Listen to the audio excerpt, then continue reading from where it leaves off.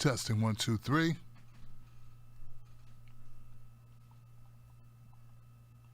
Streaming live.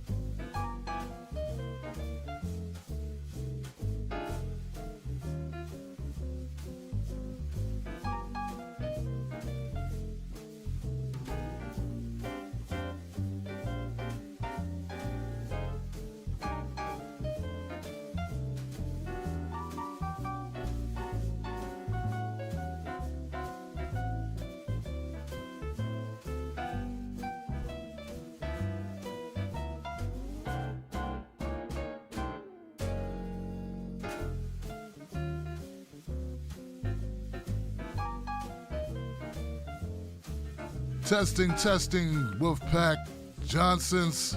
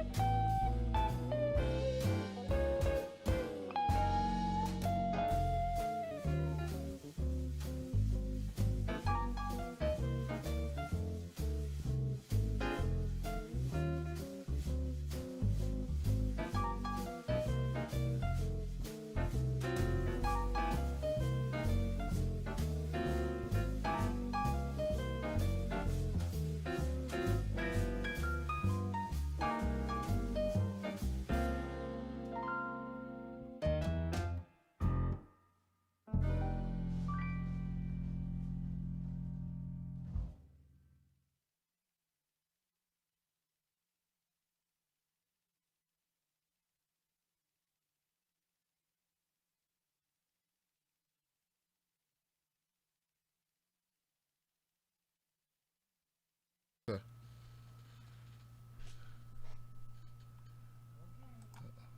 right.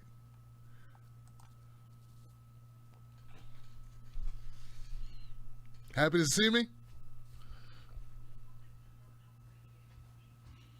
I'm happy to see you anyway. So what's up, guys? How you doing? My name is Tim Black. This is a Tim Black Show.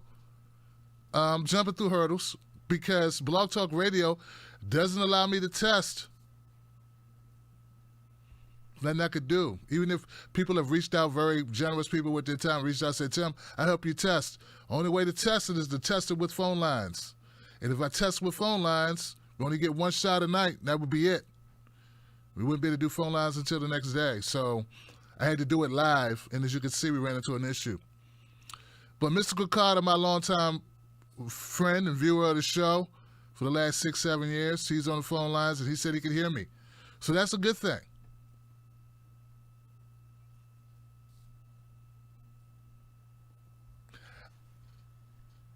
The monuments are coming down, and so is the Tim Black Show. That's weird, isn't it? I want to make sure my people on Facebook and YouTube can hear, just because so much has happened. Let's make sure. Let's be positive, Wolfpack. So according to this, I got Mary and Lisa and Rahul in the house. Jennifer Cox. She said, heck yeah. Jennifer got that spirit. Jennifer said, heck yeah, we on here, man. It's Friday night. I got my wine. I got my weed. Where my Wolfpack? She didn't say all that. Don't put that on her. That's me being funny. She might be on paper. Putting her business out there like that. Let me go to YouTube. YouTube people, you all right? An error occurred. An error occurred in YouTube land. Let's refresh that because it is looking at, you better pay them grandkids. What grandkids? What they do? Hello, Wolfpack. How you doing? Tom, Princess, sound good on Facebook, YouTube, and phone. Whoa. Whoa. We back, baby. Black Savage. Black Savage. I don't know if I like that name or not, Johnson. I don't know if that's a name we should have considering the climate. Black Savage. I don't know if I like that. We all got our trees. Oh, he black though. Because I met a lot of white guys over the years. I've never heard them refer to weed as trees. That's a black thing. And yo, that's a DC thing. I don't know where you from, but I know we use that in Maryland and DC. I got them trees. What's up, Anthony? What's up, Rev Marie? Thank you so much for holding it down. Princess Queen, and I heard them grandkids. Oh, Princess Queen got the grandkids. Kiki for free. I've had this for a minute. Nah, it's all good, man. It's all good. They look. They got it. Look, they got acceptance as we are. Michelica, Sheldon, how y'all doing? Okay, let's go. Share this. Do what you do. I'm so tired of tech problems. Tech problems get you down, man.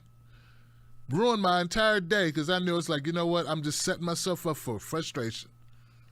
But somehow we got it sorted. So I did not really prepare a monologue for tonight. So tonight we'll definitely, let me put the phone call number up. Oh gosh, I'm using a different, things have been so bad, I'm using a different way to broadcast to you. Because everything, I'm like, I don't know what's wrong. Could be everything. So I removed one thing that didn't work. I removed another thing, then everything, and then move another thing, and then move, and keep on removing things. So here we are. I got a new PC, but the new PC was too new because it was too good. It had too much built-in stuff. Looks like that PC don't want to work with the systems. Too new. Who knew? Now you get the latest and greatest, and then you end up butt out. I did get a new mixer, guys, installed, so I don't know if you hear that. That's a new mixer. I don't know how my mic sounds. Hope the volume's okay. I don't know. I really don't know. The readings are okay. The readings are okay. I'm going to go ahead and take a phone call. The phone number is 319-527-6212. I don't know. Do I have a call-in number? Let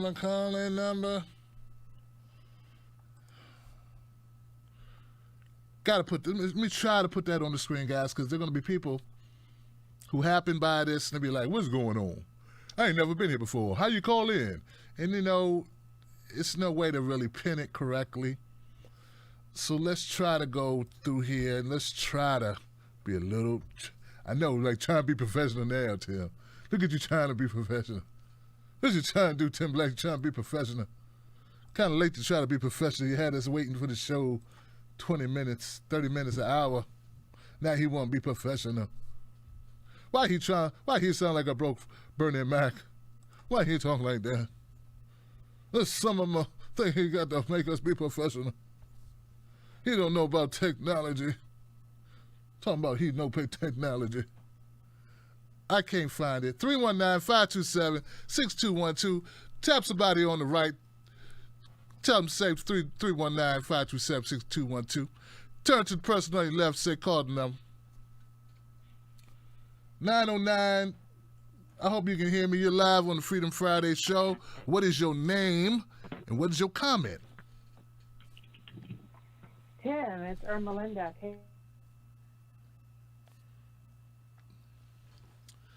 See what happens? I get excited and then it happened again. hello. Yes, go ahead, Melinda. Can you hear me? Not really. Oh, Tim, hello. Not really. Can you hear me? Hello, 909. That's me. Okay, go ahead and talk. All right, Tim. That's Ermelinda. Okay. Hey, I don't usually call in. I like to listen to your smart callers, but some I tweeted you something today in regards to a scandal that happened in my town. So I live about 40 minutes east of downtown LA in a suburb area.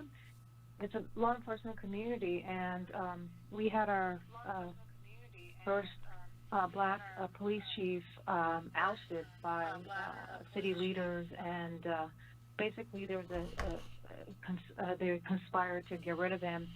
And the police chief came back and released a document exposing the racist police department, the collusion with city leaders, and exposing the political operatives. So it's just getting crazy here, and I just wanted to share that with you because it really goes to show that you have good intentions within the police department with folks that are really want to make a difference in the department, and which our chief did do that. He tried his best to engage with the community, bring in more diversity, but it really goes to show that as much as people think that you can change the police department, it's just too powerful. I mean, the culture is such that if you have good cops, they'll be weeded out. And we had our own police chief, go through that. And so the good news is that the police chief has released a very detailed letter exposing how they operate, some of the racist codes that the police use to identify black people in the streets, just regular folks walking down the street. The system, he's really exposed them. And so I think this is an opportunity. And the good thing is that it is a big scandal in our community, and it's going to ignite our young activists to go out there and ask for resignations and demand change. And I think that it's just interesting that it took our own police chief to work in a system to then be a victim of the system. And I just think it's just interesting that the timing is just perfect, because then we're going to be able to incorporate the BLM activists with this issue overall. So I just wanted to share that tidbit with you, is that, and this is a town that we had a BLM protest a month ago, which I did share with you, and we had a MAGA person literally bring out his AR-15 during our protests, and it was just really scary, and that exposed the city in a negative light.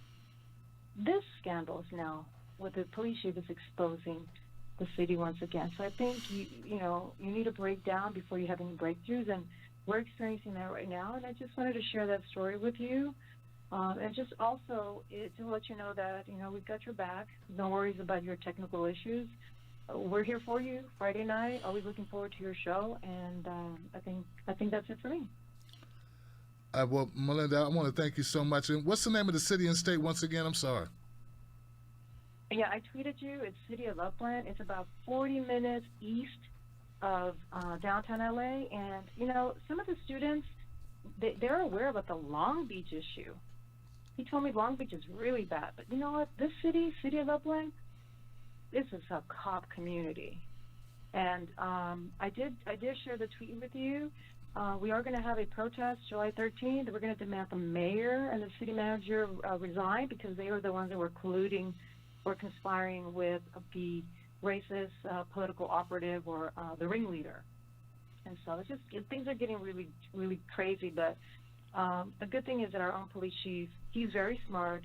He was able to document his journey over the 2 years working, and was able to expose every person, every activity, and it's really making a case in this suburban community that is so pro-police. So. All right. Well, thank you once again for that phone call. That's an important phone call, guys. And thank you, Melinda, for spending time. And thank you for the tweet. I haven't been on Twitter as much as usual. We kind of, due to personal issues, been trying to kind of give it a little breaky break. But my team is my very small team. I'm getting some help on Twitter. So I'm not on there as much as I used to be. Just because I tweet things doesn't mean I'm like really in there like that. Well, you know, when we talk about police, when we talk about defunding police, and we talk about restructuring police, and you know, I'm one of those people too that goes in, I tell it, I call out cops. I think I got to do that. It's part of the DNA of the show and what we believe in. We don't hedge. I call out it, you know, I'll go after Nancy Pelosi and Chuck Schumer and crooked cop and a bad politician any day. And you know, and that's just what we do. But it's a systemic problem. So it affects, it's more than just Derek Chauvin, or it's more than the, you know, any individual cop. And this chief is exemplifying that it's a system-wide issue. And it is incredibly difficult for one person to eradicate, to change policing from within. You know, they got police unions, they have other policemen with different, you know, levels of ranking or whatever. So it's very difficult. I mean, and that's the same thing our politicians run into. I don't know, like some, you know, are we all living in the same like world where we realize that the complications of every issue is far-reaching? It's not just, you know, it's not cut and dry. So, look, my hat's off to the chief who did the damn thing, and people be dismissive like, that's what he's supposed to do. Yeah, it's a lot of stuff people are supposed to do that don't do it. We have automobile manufacturers that know that their cars aren't braking correctly, and instead of taking the publicity hit, they'll allow a few thousand people to die and just pay them off because it would be too much of a PR hit for them to announce their problems. Yes, it would be nice if it would be ethical if everyone just did the right thing. Everyone doesn't do the right thing. People worry about their own best interests. The same reasons why we have people dying from opiates when they knew that these opiates were too powerful. We're flooding West Virginia, for instance, with opiates. Different towns all across in West Virginia flooded with opiates. An alarming rate. You would be like, what are they trying to do, kill everyone? No, they just don't care if they do. So this idea that, so we try to get credit where it's due, because when people put themselves in harm's way, you know, when people ruin their careers, what about that one cop? We heard a story that one police officer who tried to stop an officer from brutalizing a suspect who was already handcuffed. He was choking a suspect who was already in handcuffs. And she said, that's enough, that's enough, that's enough. And then she tried to remove the officer from off of the already subdued handcuffed suspect. And they fired her. She was 19 years into her 20-year pension, and they took her pension away. This is what they do to whistleblowers. She's lucky she's alive.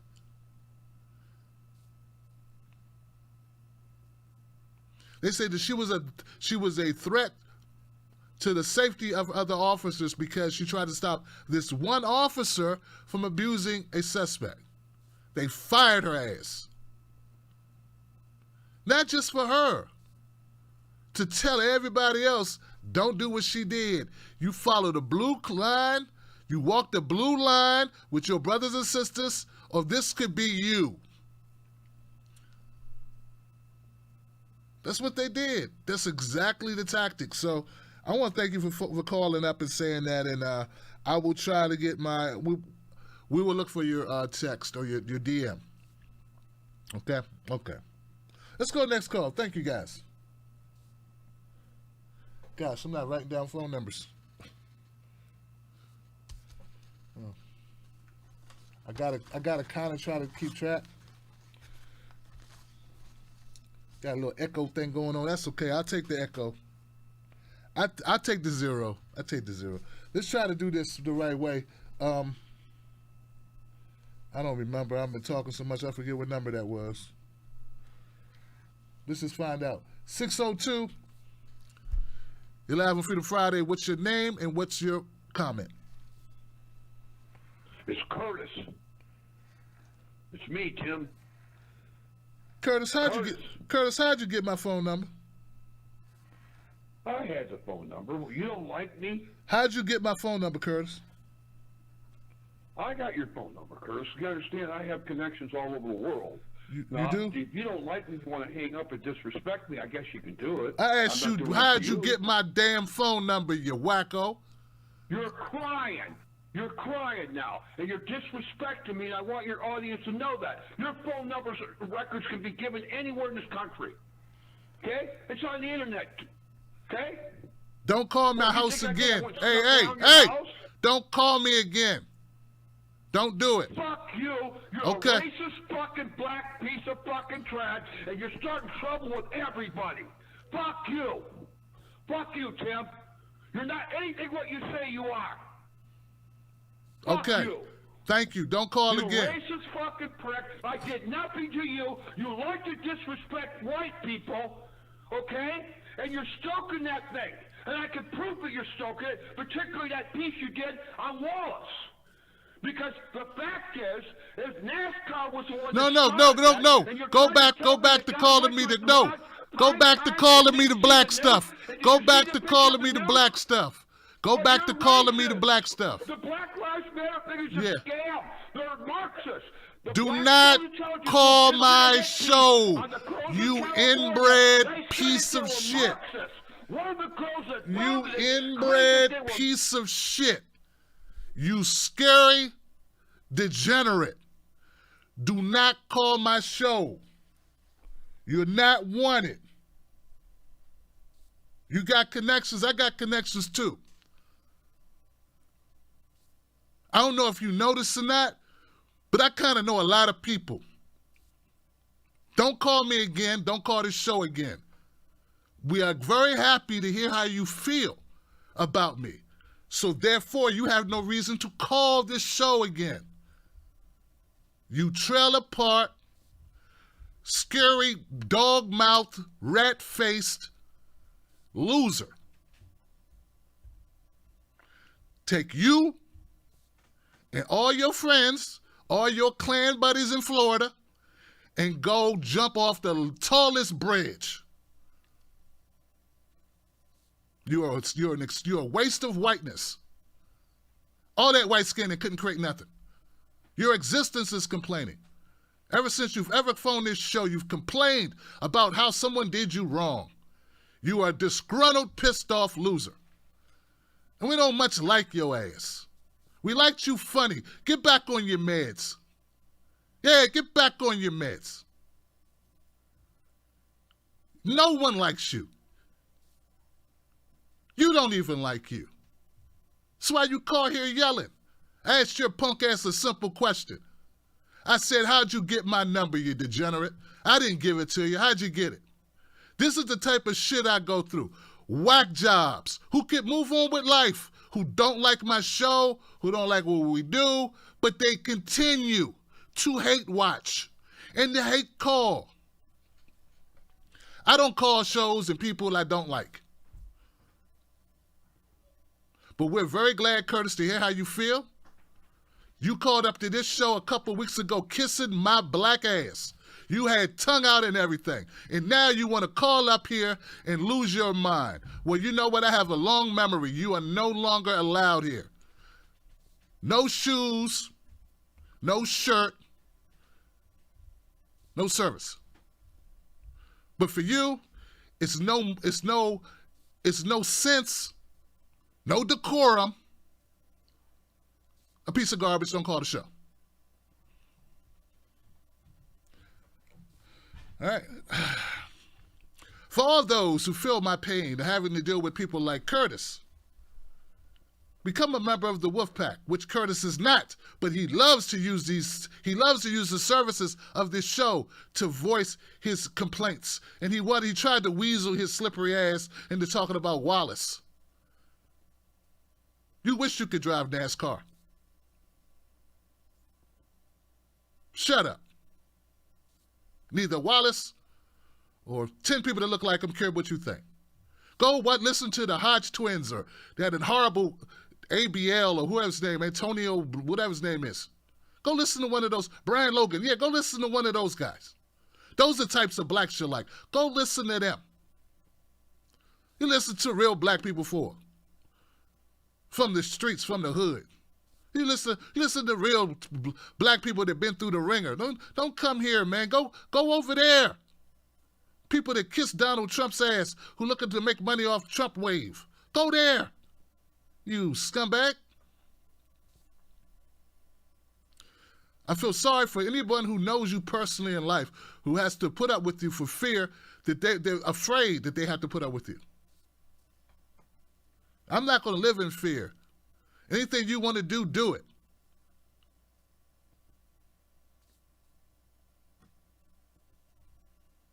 But if you call me again, I will press charges on your punk ass. All right.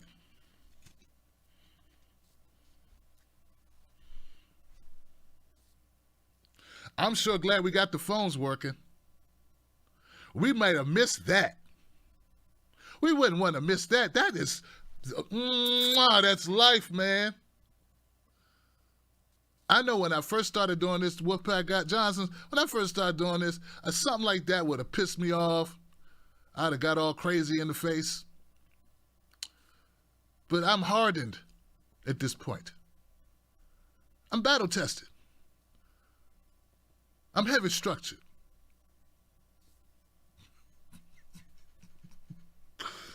I'll pull my mic out, this whole room get dark. Hello. All right, we go next call, man. He's still on the phone. This guy is still on my phone. He is still there. He is still on my phone. He called up. It proved to be a racist, garbage bigot. And he's still here. Go pet your doggy. Go pay an unclean person to sleep with you. Hey, sex work is real work, man. It's honest work. Go buy one. Go buy some friendliness, someone to rub your head and listen to you yell and rant. Get off my phone line. This fucker is still in my phone line. All right.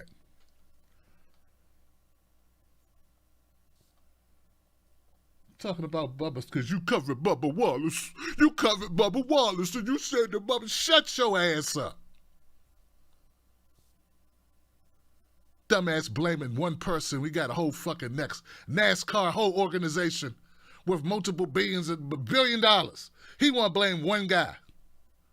One guy. You dumb inbred. You shit kicking. Some Florida has some good people, but they got some nut burgers. They do. No disrespect to nut burgers, but there's some people with a walking around lobotomy. Forget the walking pneumonia, they got the walking lobotomy.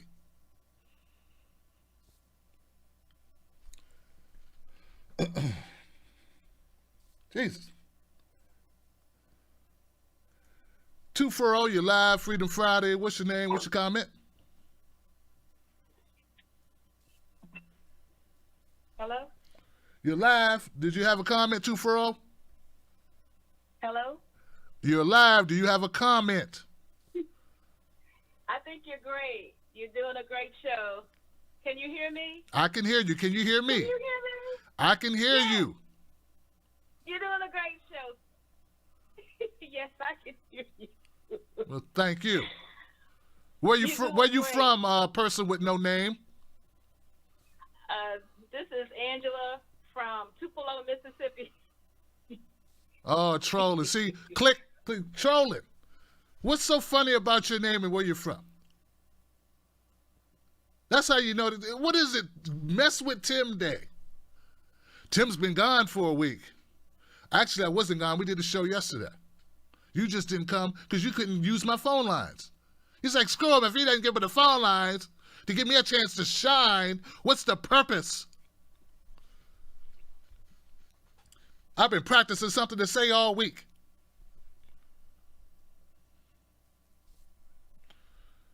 I didn't mean to be so hard on you, Angela. You're probably a very nice person, but you just sound like you're trolling. 559, you're live, Freedom Friday. What's your name? What's your comment? Brother Tim, Brother Eric up here in Minneapolis. How you doing? Well, it sounds like you're, Jesus Christ. Where'd they come from, huh? Hey, it's crazy. All types, but very entertaining. No, I'm with you there. It's shit like that. Nobody comes out of the womb knowing how to deal with that. It's just, it's a process, one of those things. But you're doing good. I mean,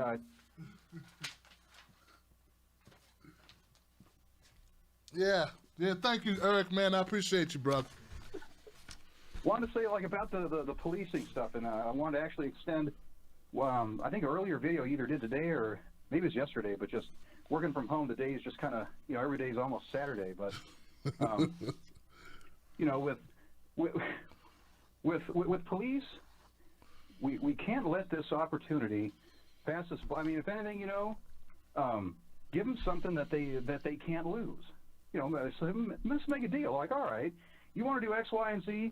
I want this. And it's like, well, all right, we'll take an insurance policy out, or give the family you killed a pension. Mm.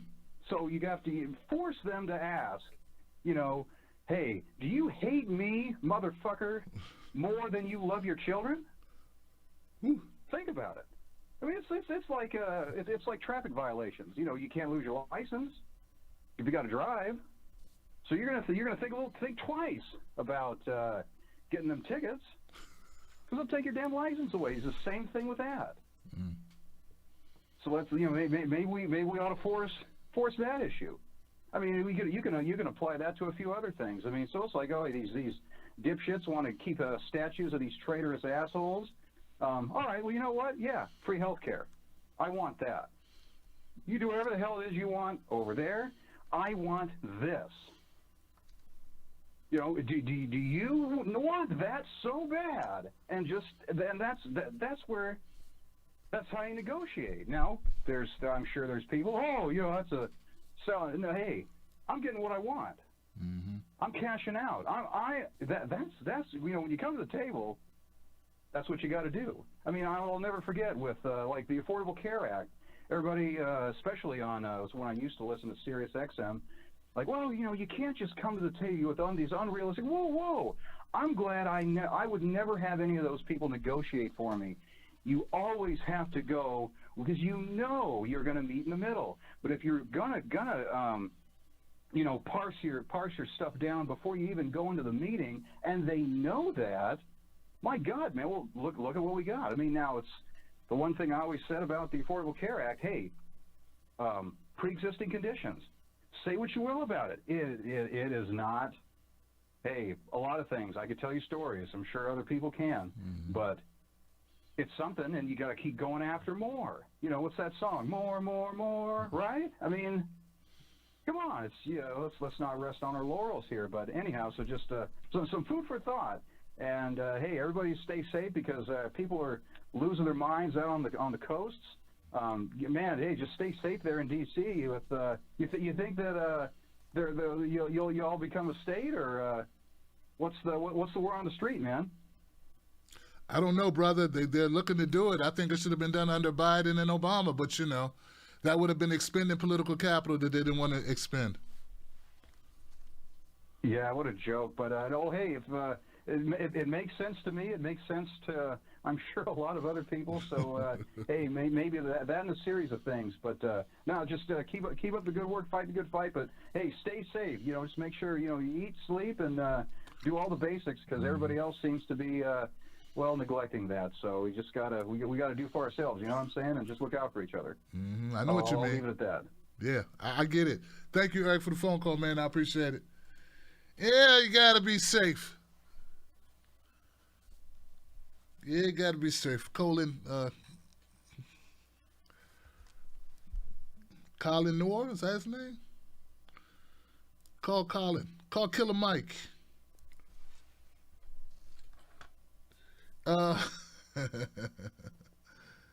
470, you're live.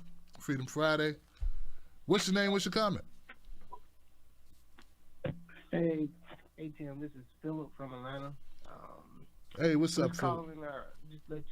Just wanted to thank you, man, for your show. Give us the opportunity to speak. Yeah, at first I thought you was joking.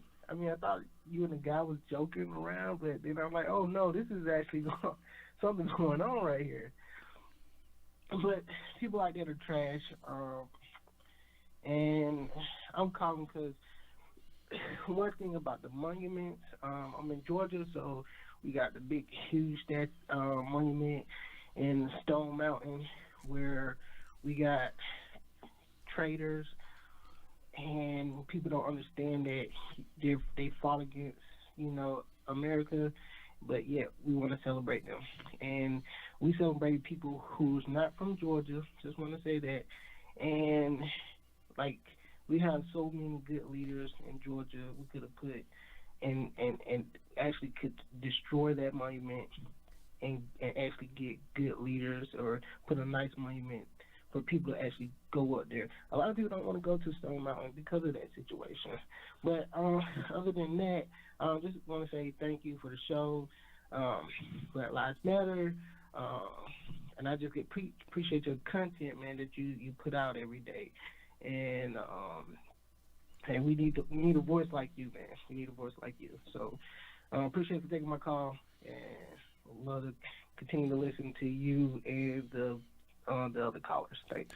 Thanks, Philip. I appreciate it, man. I'm surprised, Philip, man. I thought I was horrible, man. The guy said I was horrible. I'm a race baiting machine. The bad black. You're bad black. Yeah, boy. All the times he's called this show. Free phone calls.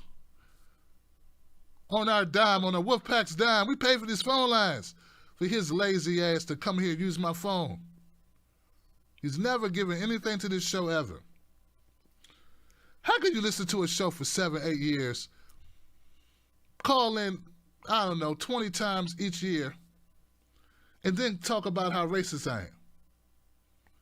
Somebody needs help.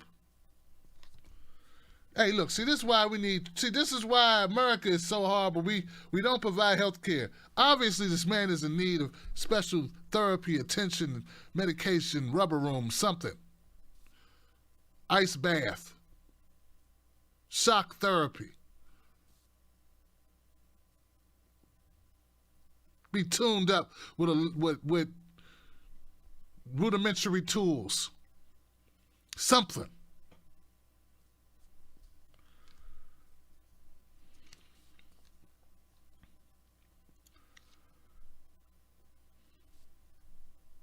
All right, guys.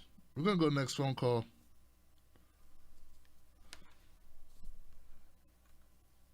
Let's try 917. 917, you're live, Freedom Friday. What's your name? What's your comment? Hey, Tim. It's your boy Sam in New York City, man. He made it in. What's up, Sam? How you feeling, man? I'm good, man. I'm just glad this time I got to speak with you. Last time I was the call before phone lines went dead. But hit you in the super chat, so you know it was me. Yes, sir, brother. Well, I mean, I called in just as I go through, I'm hearing that crazy guy, and I'm like, good God, where did they come from, Sam? Horrible. Yeah, man. Listen, I know, man. You brush it off, but trust me, I deal with that stuff all the time on the ambulance. Don't pay it any mind, man. Mm-hmm. Yeah, you have people like Dr. Cornel West praising you. That man is not praised by anyone other than the talking shoe he thinks exists. So try and brush that off. There it is. There's a smile. There we go. That's what I'm looking for. I was just calling because was it last week you were talking from police things and then Biden. And if I have to hear one more person talk to me about how voting for Biden is the lesser evil, I'm going to lose my mind, man. I cannot stand it. Listen, if you want to vote for Biden, that's your business.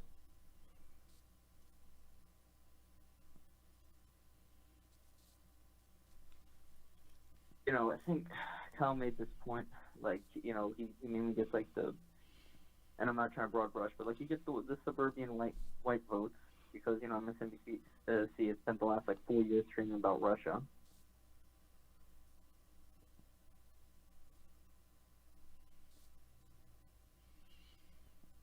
Then not voting Trump either. Well, how can you do that, blah, blah, blah. And I said, all right, fine. You want to have this conversation? Real simple. The Biden voted for a war that killed 500,000 people. Okay. Your turn to tell me why you're not immoral for voting for that man. Go on. Oh, wait. No? Nothing? Oh, that's so strange. Listen, you have everyone has their own litmus test, and everyone has to have their own, live on their own conscience. You do you. I'm going to do me. And that's it. Now, I will say on the positive note, we had some wins. I'm sure you saw this and you covered it. The wins in some from Congress and so on. Mm-hmm. I will say though, I think, and I'm not hedging any bets, but me, I'm in Jersey right now. There's somebody running against Cory Booker. Now listen, you can get this, pharmaceutical sellout out of my state. Believe me, I'm happy. So you've got a challenger. I think, correct me, it's Larry Ham, if I'm correct. Huh. I want to say Larry Ham. But yeah, he's got a challenger. Hold on, let me give you the name so I don't. Interesting, yeah, they bro. had interviewed him on. Yeah, they interviewed him on Larry Ham. And I'm telling you, man, Jersey does not want Booker.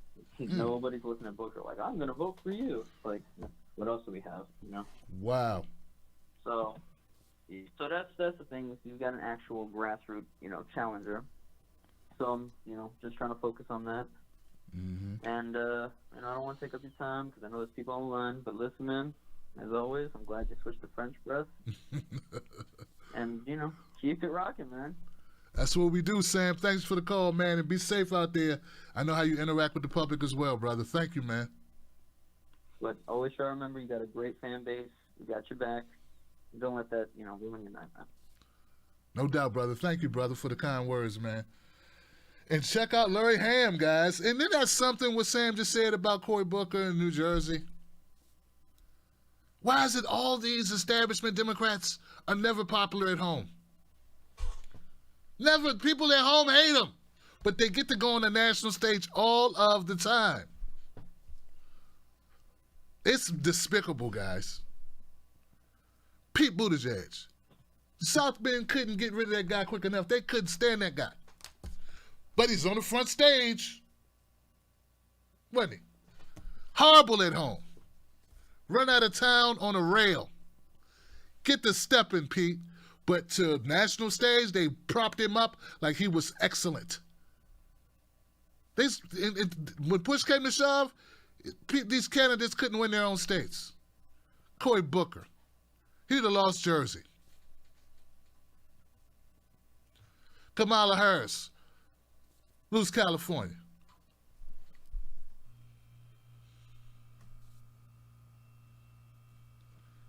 Thanks for the phone call, Sam. I appreciate it, man. Despicable, despicable, despicable. 313, you're live, Freedom Friday. What's your name? What's your comment? Hey, Tim, this is Anthony in Detroit. Good to talk to you tonight. So, I was just upset when I didn't even watch it. I just saw people covering it, but Trump apparently did some Hannity thing the other day, and he was disparaging Detroit, Oakland, Baltimore, as he frequently does. And it's just like, he says, oh, it's like living in hell. It's just so rude. It's so silly, and I gotta be honest, I'm white, so I can't really relate to his overtures to the black community on it. It just seems ridiculous to me, which I'm sure it does to everyone. That being said, I just think we really as a country need to move to ranked choice voting, because honestly, the debate right now is whether we got to stick with Democrats or try to reform the party from within or outside, and it's just not happening. We got to get a third party. So that's my comment, and thanks so much for taking the call. Hey, thank you, Anthony. Yeah, brother. Yeah, it's Trump's running the same campaign he ran last time. And that campaign is dog whistles to bigots. It's very effective, man. It's how America's built. But I still will not fall into the Donald Trump is just a symptom of a problem.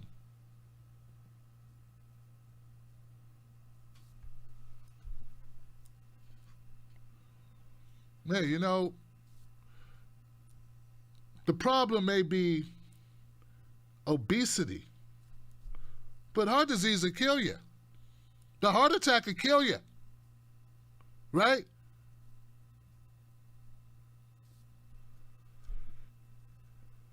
So let's, you know, that's why I do not minimize it.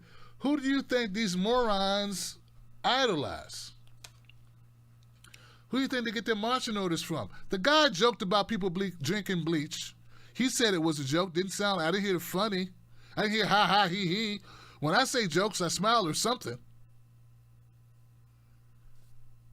People call the CDC going, is it okay to drink bleach because, you know, we need to kill the COVID? And then they act like there was nothing, like nothing was said.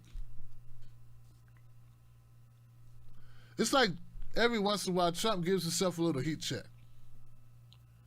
You know, like in basketball, as a heat check, it's like you made so many shots, you're like, man, I don't think I could miss tonight. Let me try to throw one over my shoulder from half court. It might go in because, you know, I can't miss. It's my night tonight. So every once in a while, Trump will do something way over the top, just to see if his people are as dumb as he thinks they are. And he's like, yeah, they're dumb enough for it. Hot, man. When you're hot, you're hot. Woo! Liberals, they guilt themselves. Like, they guilt each other into it. Maybe we'll make them feel bad enough about themselves that they'll have to vote for us. Yeah, if you don't vote for us, you're not black. I'm Hispanic.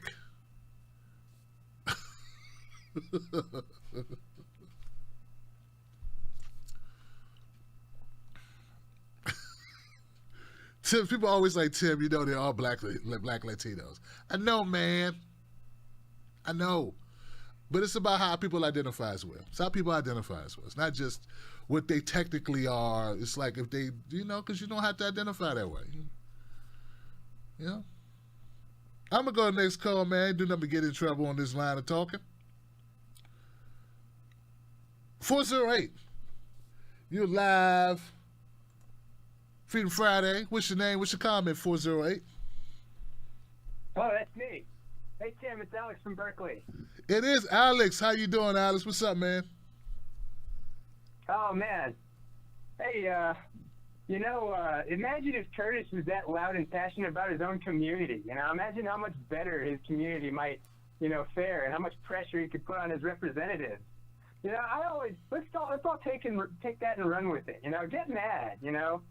But get mad in the right way, right? This guy is clearly, you know, mental, right? But if only we could, like, you know, have a bunch of people like him and just push them in the direction that you need. You know, we are in a really bad state here, Tim. Like, you know, yeah, I was watching Mike Figueredo in The Humanist Report. Okay, he's another cool progressive show. Maybe you've heard of him. You know, and he showed us in a recent video that global climate change is now at the worst case scenario that we were expecting in 2100. Okay, it's time for us to get mad about this, Tim. I can't handle this anymore. You know, last week I called y'all up and I made a comment about the Green Party, and I'd like to clarify further. Okay, the Green Party represents me. I would love for the Green Party to win, but we don't get 5%. Like, how can we not get 5%? You know, this is a country with 300 million people, Tim. 300 million people. That's third most in the world. You know, representation in America is kind of an oxymoron today.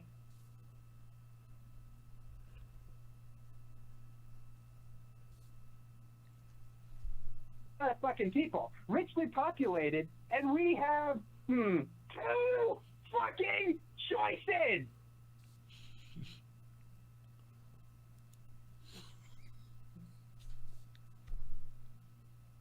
They're vanilla. You want mint? Well, too bad. You know, get mint. You'll just have to go with vanilla because if you don't vote for vanilla, then the government might give you chocolate, and you might not like chocolate more than that. You know, you get it?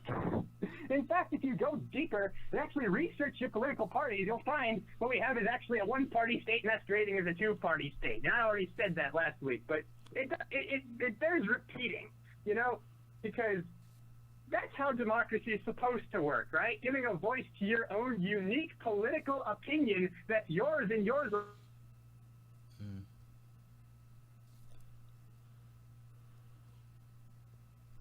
And it doesn't win. So selling out your unique political opinion and voting for someone you agree with almost nothing on, but he has the greatest chance of making sure your least favorite candidate doesn't win. Wow, that's democracy, right?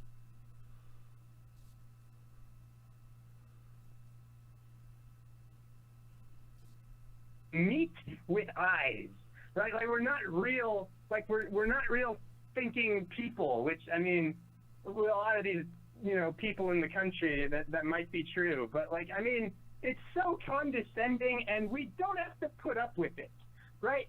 I mean, you know, Howie Hawkins, okay, he doesn't campaign with any urgency, just like Jill Stein before him. He's buying into the enemy's bullshit talking points. I'm a young guy, Tim. I'm 23. Global climate change is probably going to kill me. If it doesn't kill me, it's probably going to kill my kids. You know, if I have kids. You know, my first relationship actually broke up because I was, quote unquote, too left wing. But that's not important. This ain't a fucking game anymore, okay? We need some serious military level political warfare.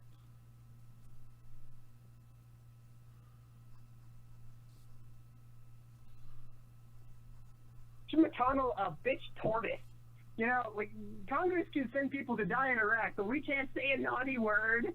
Somebody make me a congressperson. I guarantee you, everyone, I will not hesitate to call Nancy Pelosi a corporate bootlicker. And I will call Mitch McConnell a bitch turtle. You mark my words, okay? We need balls, Tim. We need to stop playing ball and getting mad. We need, you know, Jesse Ventura, right? You know how he would go on Sean Hannity and tell him he's a partisan bitch to his face for thinking Bush was not at fault for the housing crisis? And then he'd go on The View and told everyone to their face, if you support waterboarding and the Iraq war, you are anti-American. That's the kind of balls we need. In the media, in the Congress, in our living rooms, we need that power, Tim. We need more Jesse Venturas and less Michelle Obamas. No more being polite while our people die and suffer and our planet burns. The Green Party represents me, but they don't represent my anger, my urgency. Start messing shit up. Start doing political warfare. You think Mitch McConnell and the far right pull punches? You think they think amongst themselves, well, I want to cut taxes for corporations, but it's just not practical. I'll lead with a compromise instead. No, they get what they want. Democrats and Greens alike say they want something, and you know what McConnell says? You know what Mitch McConnell says? He says, fuck you. It's time for us to throw that fuck you back in his face and stop them from dictating the conversation, because it's our lives, Tim. It's our lives. It's our planet. You know, play real politics with real pressure. They thought Obama was a socialist, so it's time to show them what real socialism is, and if they don't want it, force them to prove it's not necessary. Force them to fix capitalism so it actually works for all of us and the planet and the poorest among us, because right now, who's happy? Who's happy? I'm not. There's a whole bunch of people just like me who cuss like me, who don't give a fuck like me, walk, talk, and act like me, to quote my boy Eminem. You know, whole neighborhoods are going psycho. People are angry. We need someone who matches that outrage. And that ain't Howie Hawkins, Tim, even if he does represent me more than the other centrist clowns and right-wing fascists. You know, get mad. Don't make lemonade with these lemons. Make Congress take the lemons back. What am I supposed to do with these? Demand to see Nancy Pelosi is what am I supposed to do with Joe Biden? You know?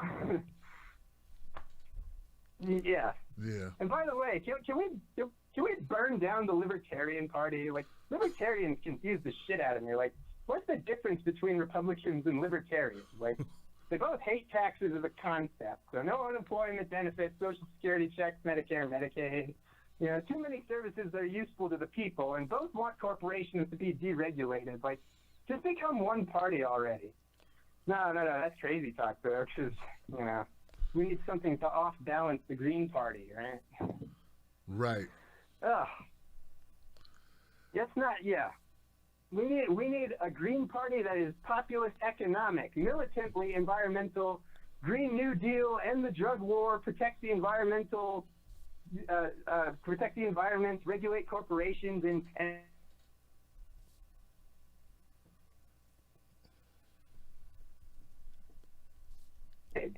you know, like Palpatine, right?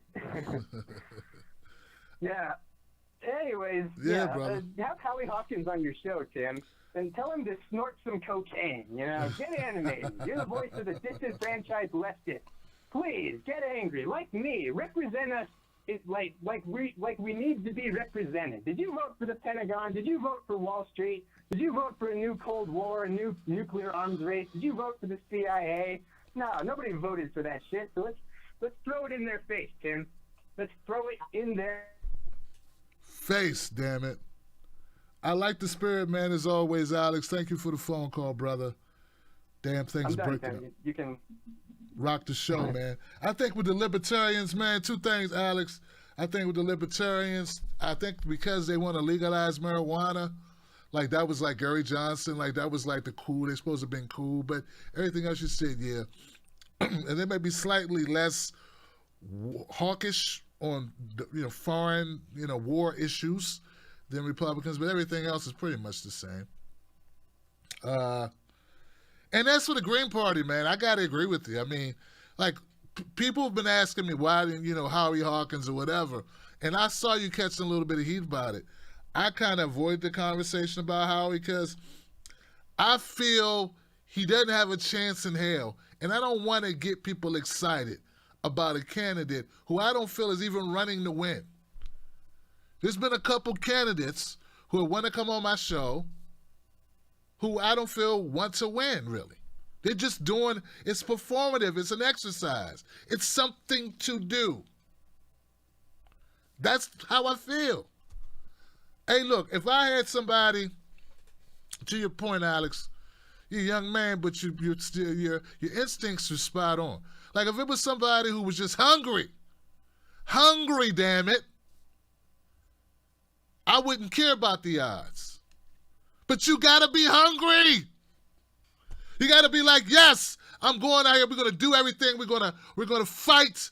We're gonna put up a resistance, a real resistance. That fake shit. We're gonna go for it. We're gonna speak truth to power. We're gonna insult them. But these people are not. The guy went Russiagate. And he's not even a real politician. Why would a person who's not a real politician feel any pressure to hedge it all on Russiagate? An old issue. That tells me everything I need to know. So there's been other candidates who have said in interviews that they're not really running to win a seat. They're running to make a statement. No. We're not going to come over here and raise money to make statements. That's what YouTube's for. You want to make a statement, start a podcast. We run to win. So that's how I see it, Alex. Thank you for the phone call. And it's good to know that people want some energy, some liveliness, because like there's only a few people to really like get at it when it comes to commentary. People by and large like and I think, and let's just talk about this thing here. And I'm like, what the hell, man? No one has an octave. They can't raise an octave. They can't, there's monotone, just sit there, I don't understand it. But a lot of people like that.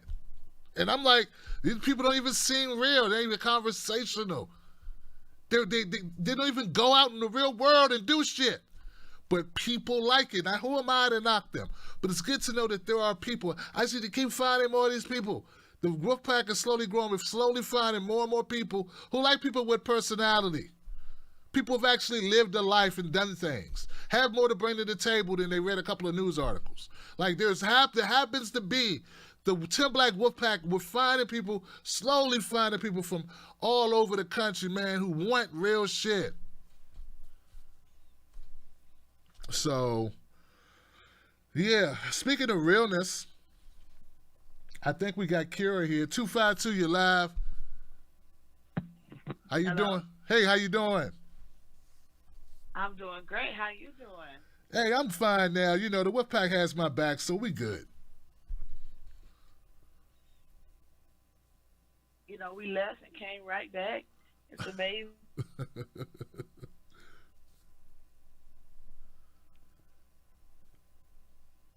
Y'all.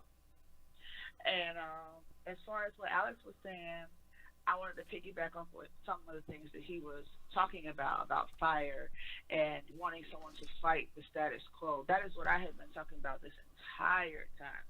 I do not want people going into Congress to get along to be along. I think that's what a lot of people are now starting to say. AOC is falling into that category. Mm-hmm. And, you know, some progressives are very upset with that. You know, the whole Mama Bear controversy, they're making a big deal out of it.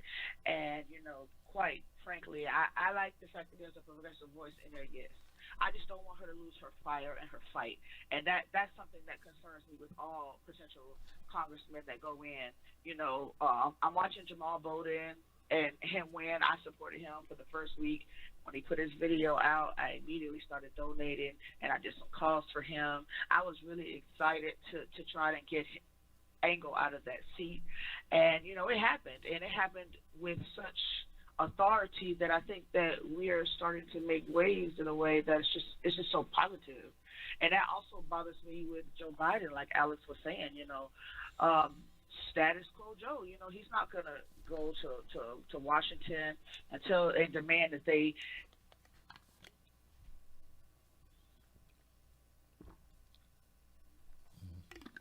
he's coming. He's not going to demand anything. He's going to probably run his presidency if he is the winner, much like how Trump has been running his presidency.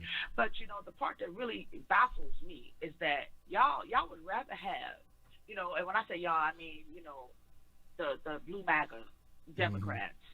They would rather have somebody talk to them and talk to them nice and tell them everything that they want to hear, and then behind the scenes is doing all kind of chaotic shit that leads to a Donald Trump, or in Biden's case may lead to someone even worse in 2028. You know, these things scare me, they bother me, and it really makes me sick to my stomach that we as a people, we keep talking about revolution. Right now what's going on in this country is a wonderful thing. Why are we not revolting in this manner? Why are we willing to settle for status quo in this situation? But we want, you know, fire everywhere else. You know, I just don't get it. It boggles me as a logical, analytical person. It really makes me wonder, like, what's really going on in people's minds where they will be so susceptible to the news and to, you know, everything that they're telling us after we have found out so much has been lies, particularly with Russiagate. You know, it was a whole made-up controversy. The whole thing with Syria, it was a made-up thing. Like, their reports coming out, they didn't really gas those people over there for us to attack them. They just baited us into another conflict. And I say conflict with quotation marks because it's a war, and they superseded Congress to do so. It's outrageous what has been going on. What's been going on should scare everyone. I saw Bernie Sanders put out a tweet earlier about cutting the military budget by 10%. I was just like, 10%? It's not enough. But, you know, it's a start, but it ain't enough. We need to cut our military budget by at least 30%, and that's a start, and invest that into education, invest that into healthcare, invest that into our people. I think that's one of the reasons, one of the things we can learn from other countries, particularly like Germany and Japan. After World War II, these countries was dead in the water. They owed everybody money, you know, for restitution, and they were able to come back and thrive in a way that is something that we should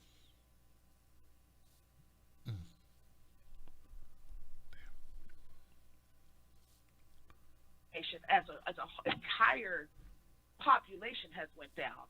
Our people as an entire population are kind of sort of, I hate to say it like this, but in a Stone Age mind of thinking. You really got people like Curtis calling up saying that Black Lives Matter is fake news, or it's something that's disastrous, or it's fake. Like, where's it fake? Where's the fake? Well, I literally watched a video today where a white Jewish man went up to a Japanese woman and was cussing her out because she had a Black Lives Matter sticker on her bumper sticker in her neighborhood at her house. And I was like, what kind of shit is this? Like, she can put whatever she wants on her bumper stickers. You guys can wear Confederate flags and the police stand there and protect you. Mm-hmm. But as soon as we decide that we're going to make our citizens a priority because their lives on paper, they matter. But when it comes to these social situations, it's outright pretty much warfare against one group of people. And you want to sit here and say that it's a joke? It's not a joke what's going on. Black people are 12% of the population. I say this all the time when I call this show. It is outrageous that we are 12% of the population, and y'all literally let the media tell y'all that we commit the most crime. It don't make logical sense. Everything that you base your falsities on, it lies, and you don't take the time to research it. That's on you, and that's a disservice to you, your children, and anybody behind you, because this perpetuated racism has to stop. And we done showed you that we're going to make it stop one way or another. So the choice is yours. At the end of the day, you know, I can't participate in the nonsense that they spout. It's just crazy. It just don't make no sense. I just don't understand where the thought has went. Like, where has logical thinking went? It's not in Congress. It's not in our presidency. At least it can be in the people. You know what I'm saying? At least we can trust in each other. But we don't even have that right now. And that's a very dangerous spot for us to be in overall. That's all I had to say. Thank you for letting me speak my truth to power, Tim. And shout out to you for dealing with these crazies, because I don't know how you do it. I was hoping I wasn't the caller after that, because every time I end up being the one laughing at these people. But, you know, I just, you know, we're going to pray for you, Tim, because they're coming at you hard. But I'm glad you got the phone system working, and thank you for letting me speak. You have a good one. Thank you, Kira, for calling up. As always, you're welcome, my sister. And very good points as usual, always on point, always from your own point of view, and I admire that and respect it. And thank you for representing for yourself and others. And when you speak on this show, you know you're speaking for people who don't always call up, you know, and they live, they appreciate being in that moment with you as well. So you and Alex and Sam and Philip and Eric and Anthony, like, just know that when you call up, Sam, you guys are speaking for a lot of people, and unfortunately, so is Curtis. So is Curtis. All right.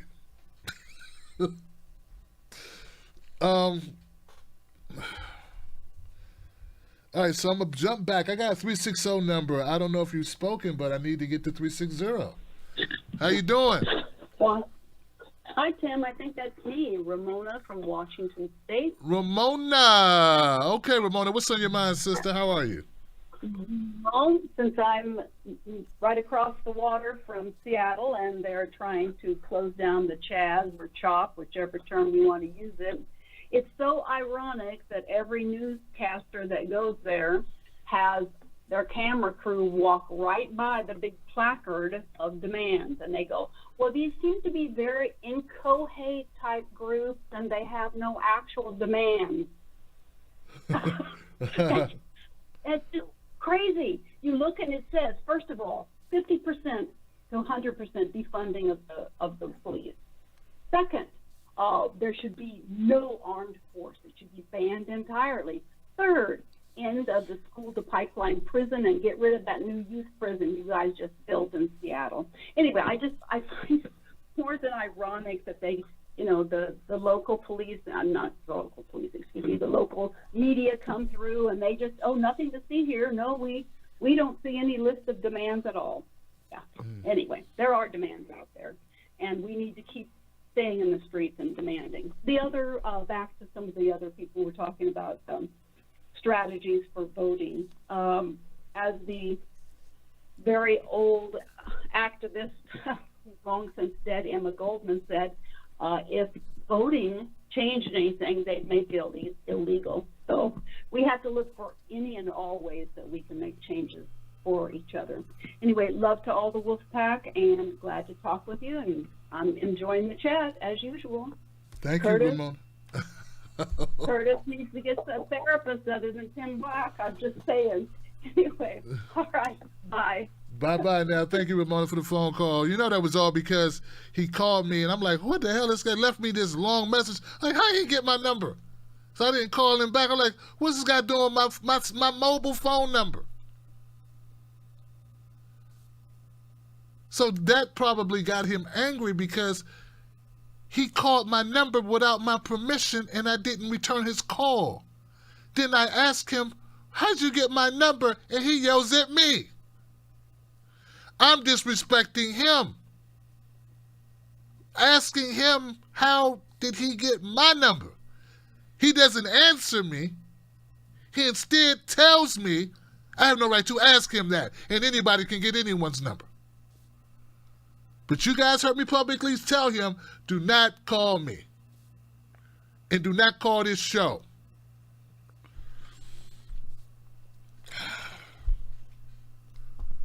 What was I going to say? I was going to say something else. I wasn't going to say that.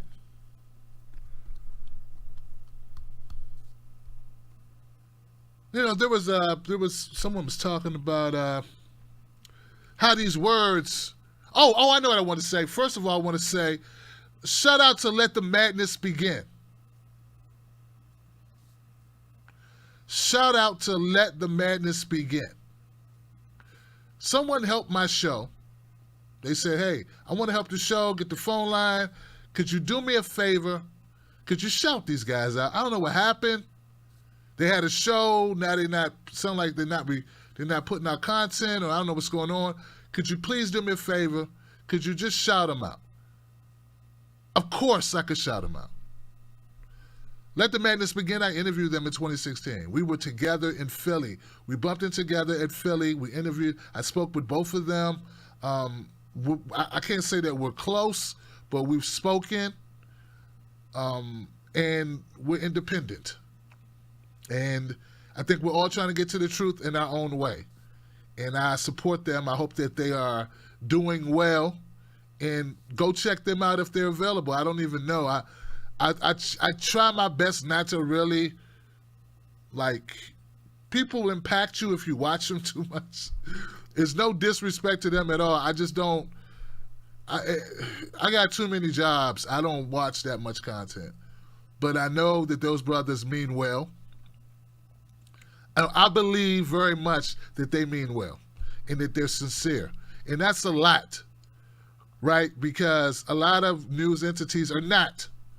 I've never listened to them or talked to them or spoken to them or whatever and felt they full of it. And that in itself is the highest compliment to give a person in media. Because I'm trying to tell you, I've met some people in media, a lot of them are full of shit. They are really just trying to get jobs. They're phonies and fakes and kiss-ups. And if you're not that, you're going to have a hard way to go. It is what it is. And the only way you survive is through building your own community, building your own footprint, doing it and keep on doing it. That's the only way. The fact that Let the Madness Begin seems to be having personal struggles or struggles in viewership just means that they're not caving in. If tomorrow they said, we're going to go for Trump, they'd be big. They'd be big immediately. So the fact they haven't done that and the fact that they are having hard times is actually a testament in a weird way to them having a core. All right. 347. You're live Freedom Friday. Hi, What's your name? Tim. Hey, how you doing? Who's this?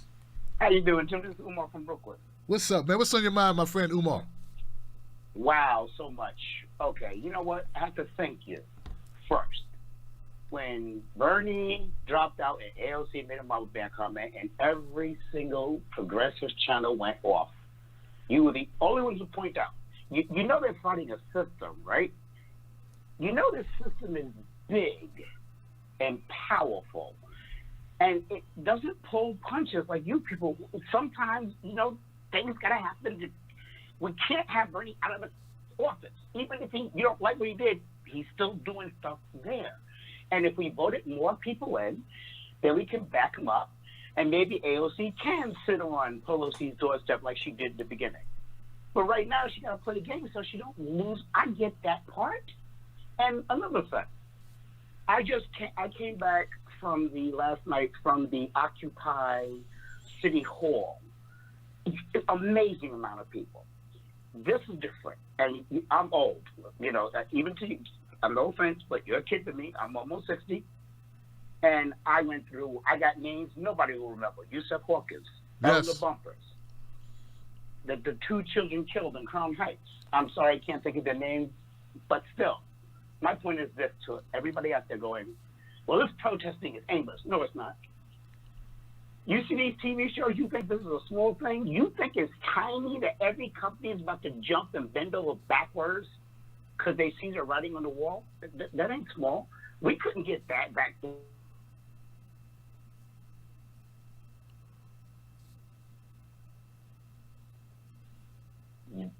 Even in the 60s, during the Civil Rights Day, we didn't have this many people. Not like this. So you've got to take your credit. You just got progressives in the office. How do you think that happened? That's the protest. And the next time someone says, well, boycotts don't work, well, let's go to that Montgomery story. You know the part they don't tell you? You know what Montgomery literally did beside, that big boycott and all the ended back of the bus? Do you have any idea how big that was? I just don't understand why people have this notion that I heard someone call the protest a minor revolution. And I'm like, have you been paying attention? It's like we get blamed for them changing these the voice actors and say, I'm not going to do a black character. Well, we didn't ask them to do that. They chose to do that. And once again, do you know how big it is? They argued for 3 years with an Indian comedian just because he made a comment about Apu. They argued. They were going back and forth. Well, what's the problem with Apu being voiced by a white guy? Now they're like, okay, you're right. This is huge. Mm-hmm. Now, okay, maybe it's not everything people want, but once again, machine, establishment, billions upon billions, that's what they're fighting. And it pleases my heart. I wish my parents were allowed to see this, that these people ain't giving up. These protests are still happening, and they're happening.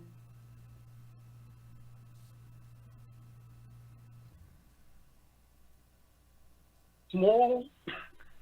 This is real. And, I'm like I said, I'm not saying things aren't bad. I'm not saying it isn't rough. I'm not saying that the presidential choices are not the worst. Oh, dear God. But quite honestly, except for, to a certain extent, except for Obama, because unfortunately, I had to go, well, at least it doesn't embarrass me. You bombed another country? Well, at least when you open your mouth, it's not David Dinkins. And trust me, being a New Yorker, trust me, that was a horror show. But still, we have to, I feel people are looking at things from the wrong direction. NASCAR contacted the brother. I wish people would understand the scope of that sentence. Even racists admit what NASCAR is.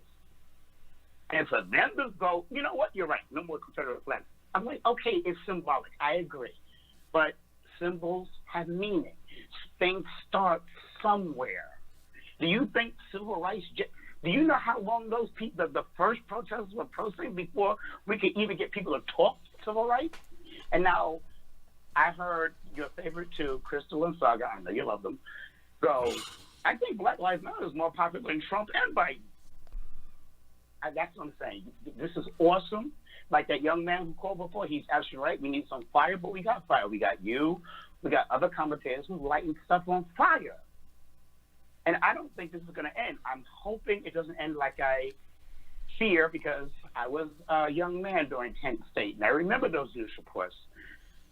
You know, I was a toddler during civil rights, but I do remember their reaction when we tried to protest against police violence during the Elmer Bumpers thing, and that was an old grandma they shot and then kind of claimed she was violent. But I'm just saying, this stuff, It's not. You're trying to push. You're pushing the rock up the hill, but the rock is going. Trust in what you're doing, young people. Y'all are awesome. I will defend Gen Z for the rest of my life since K-pop did that thing by blocking all them racist hashtags. That was awesome. And that's my other point here, and I'm going to leave it to somebody else. With K-pop...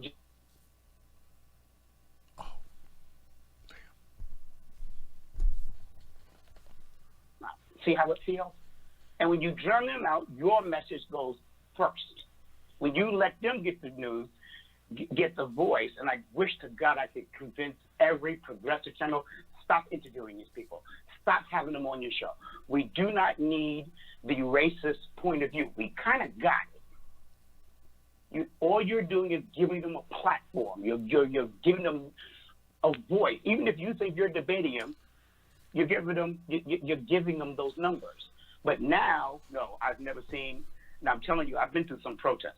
I've never seen nothing like this. So when people think this isn't doing something, you're wrong, or not wrong. My apologies. I don't want to put people down, because we want to bring people in. Look at it from the other side. Mm-hmm. In a minute, they're going to start throwing money. Crazy. You think that Soros rumors, which I think is ridiculous. George Soros gives the Black Lives Matter. So what does that mean? That it shouldn't exist? Some rich guy threw some money at it? I didn't understand that conspiracy theory. Mm-hmm.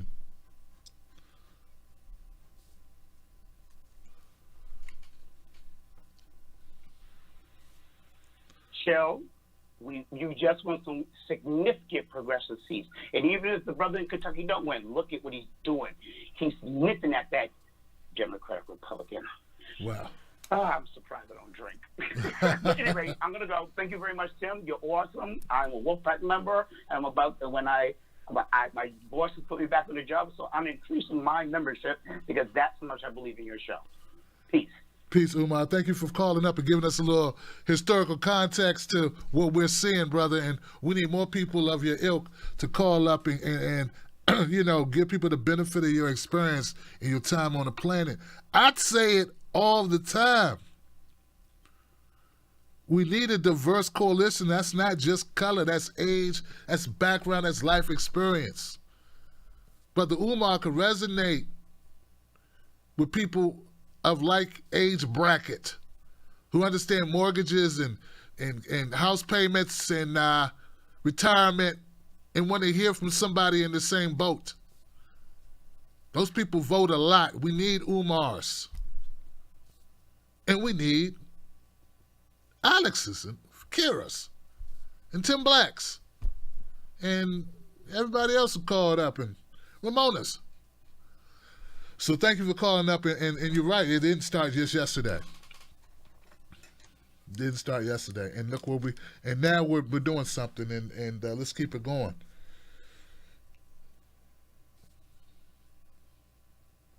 I'm gonna leave it alone. Go next call. Good call, people, good call. 304. Your Live Freedom Friday. What's your name? What's your comment? 304. Hola. Hey. Tim. Hey, how you doing? Hey, I'm doing good, man. How about you? I'm good, man. Who's this? This is Daniel from West Virginia. All right, Daniel. What's on your mind, my friend? Oh, man, first I want to tell you, thanks for picking up my call. You know, you're a pretty cool dude, you know, especially when you interview Paula Jean. I never miss those interviews. First, let me ask you, how you doing tonight, man? You doing all right? Yeah, we're good, man. What's on your mind, brother? Yeah, well, I was calling because, you know, I've been confused about some things recently, and I wanted to get your feedback on this a little bit. You know, we always hear about, you know, being progressive is the right way.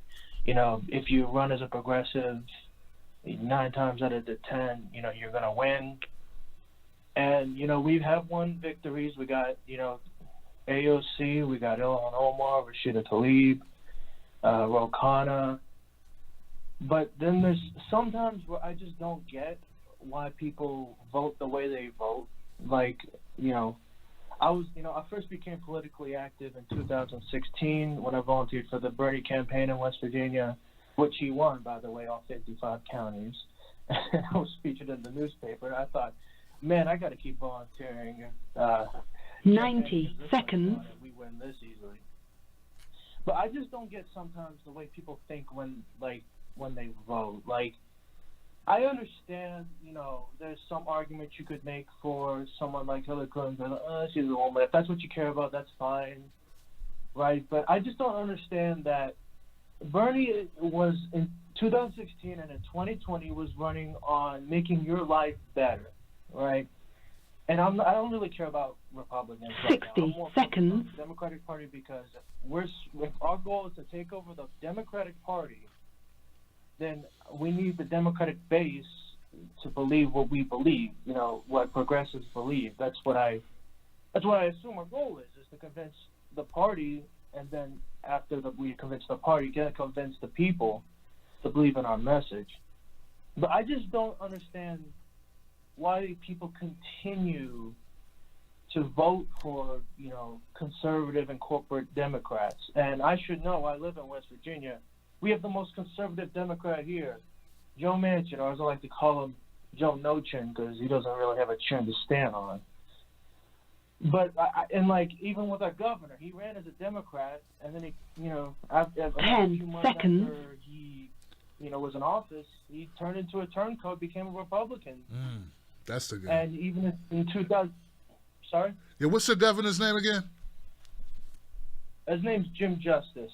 That's him. Okay. Yeah, Justice. Okay, thank you. Yeah, and even in 2018 and in 2020, it keeps happening. When Ojeda was running for his House seat, he was really good. Like, he was one of the best people in that race, and he lost in the general election.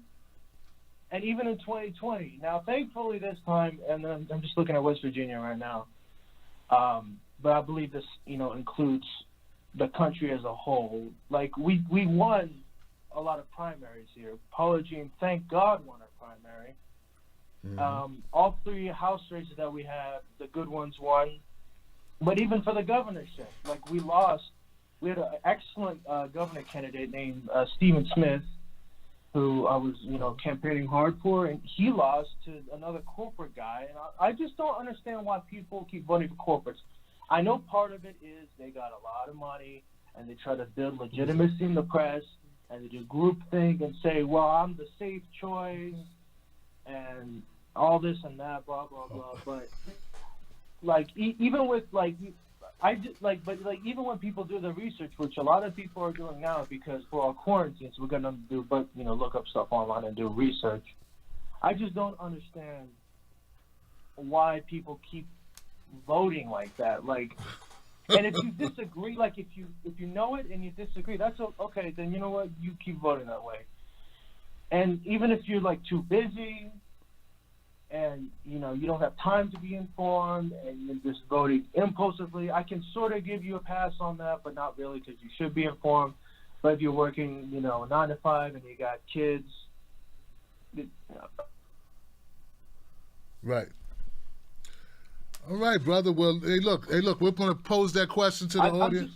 I'm just getting tired of, corporate Democrats winning. Our message is the answer.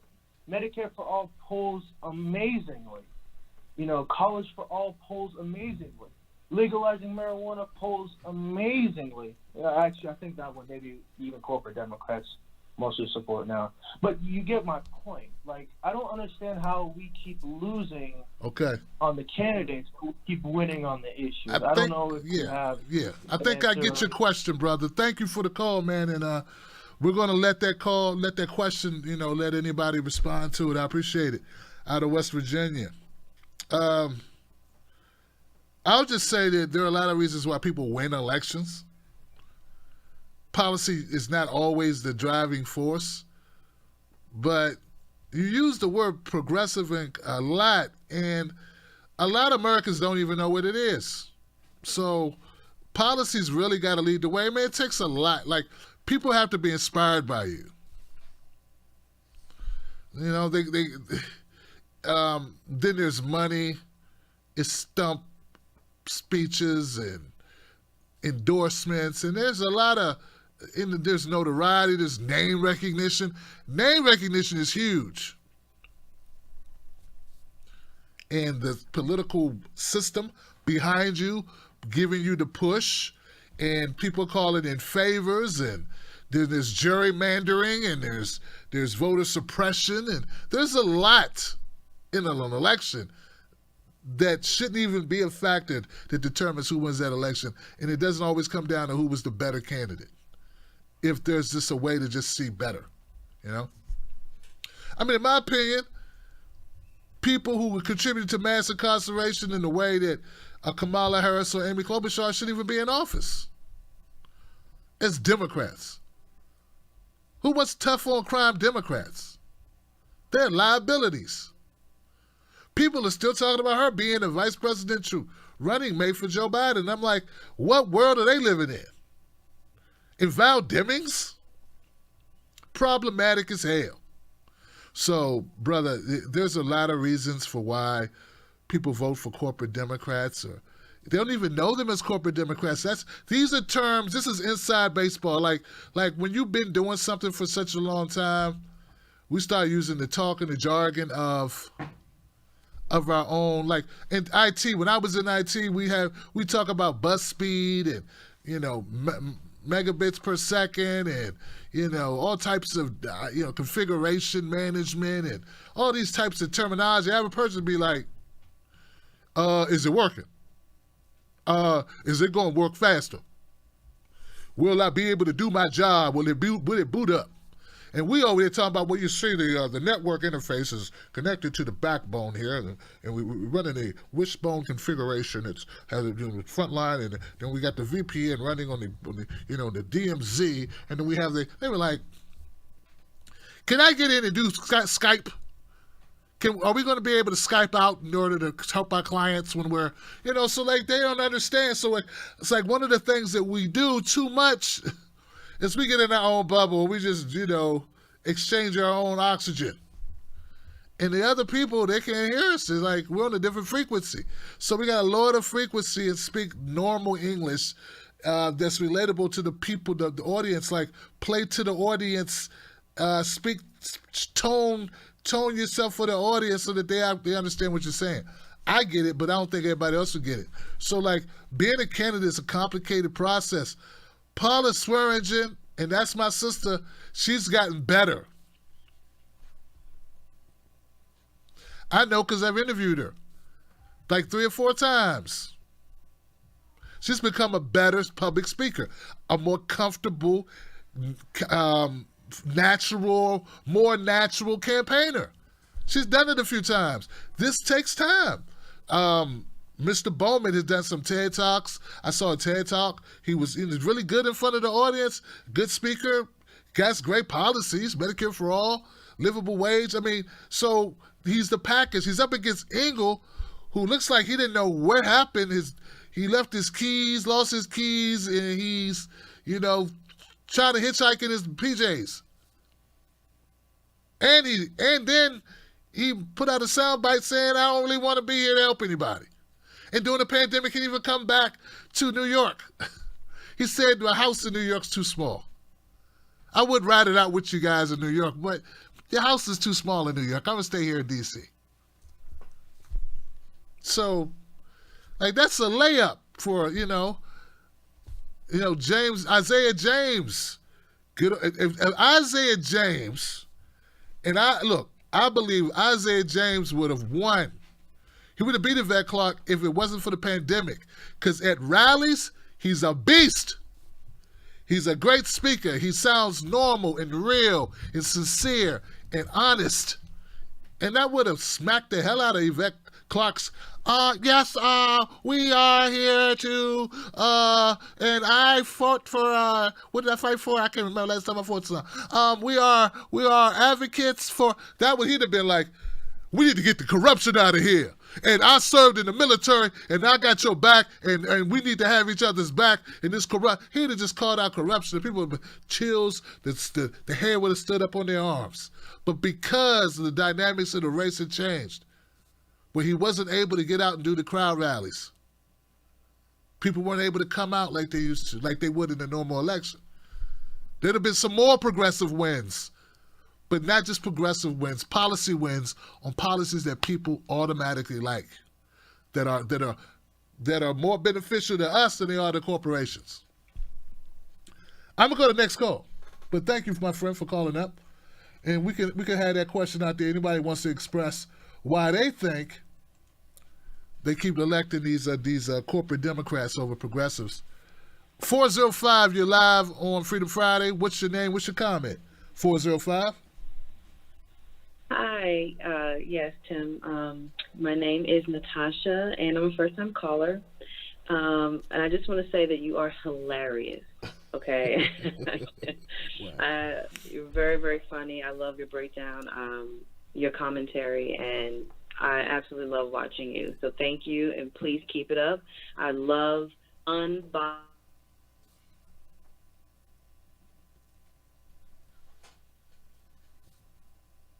Thank you. I am a former Democrat. Once I saw Obama and he did nothing for black people, and I'm here speaking specifically on black people. I'm a wife and a mother of 2 boys, and I'm very concerned.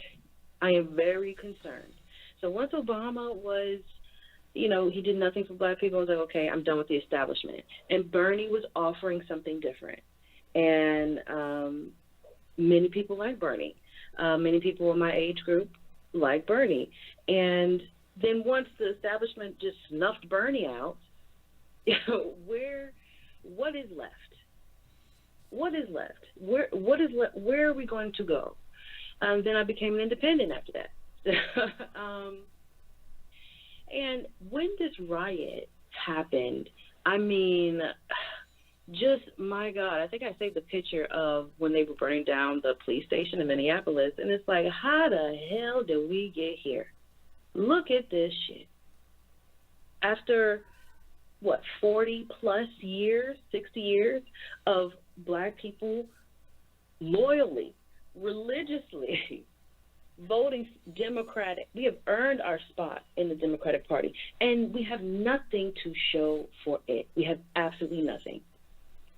And I'm just concerned, and I feel like, the Democrats need to be very lucky that the Republicans are too busy with their thumbs up their butt to realize that black people are ripe for the picking. Because the only thing that they have to offer is a way to make our lives better. What are you going to do for us?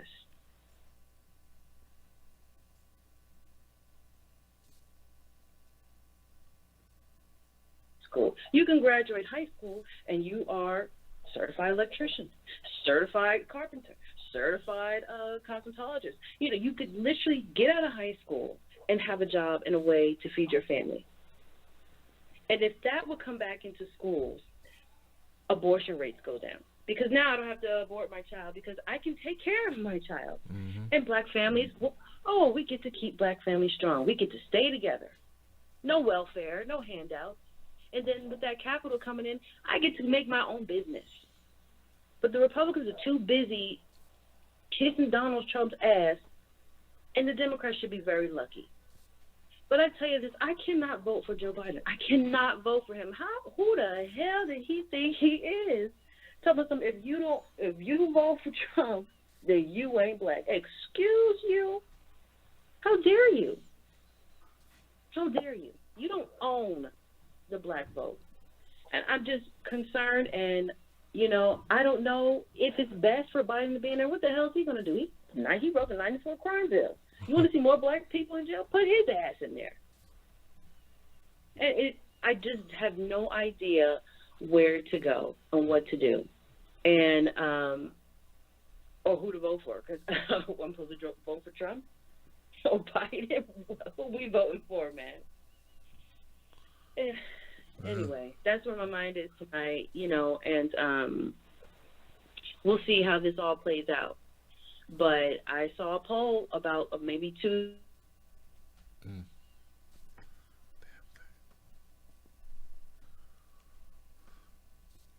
Democratic Party.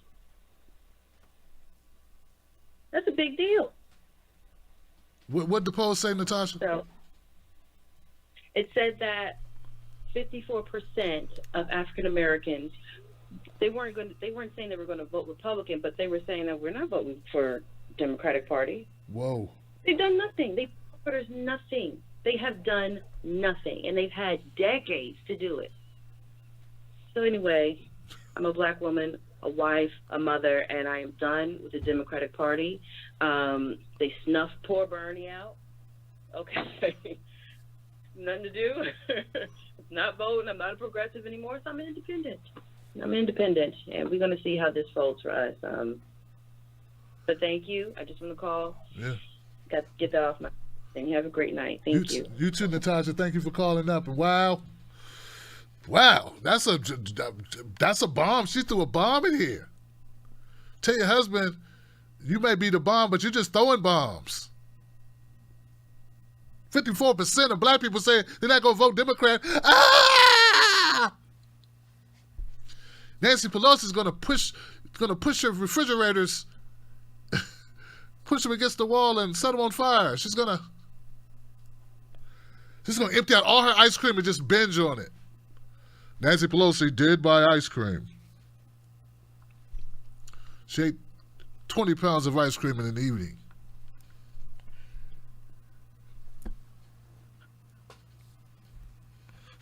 Wow. Hey, look, I don't mean any disrespect, but they got it coming.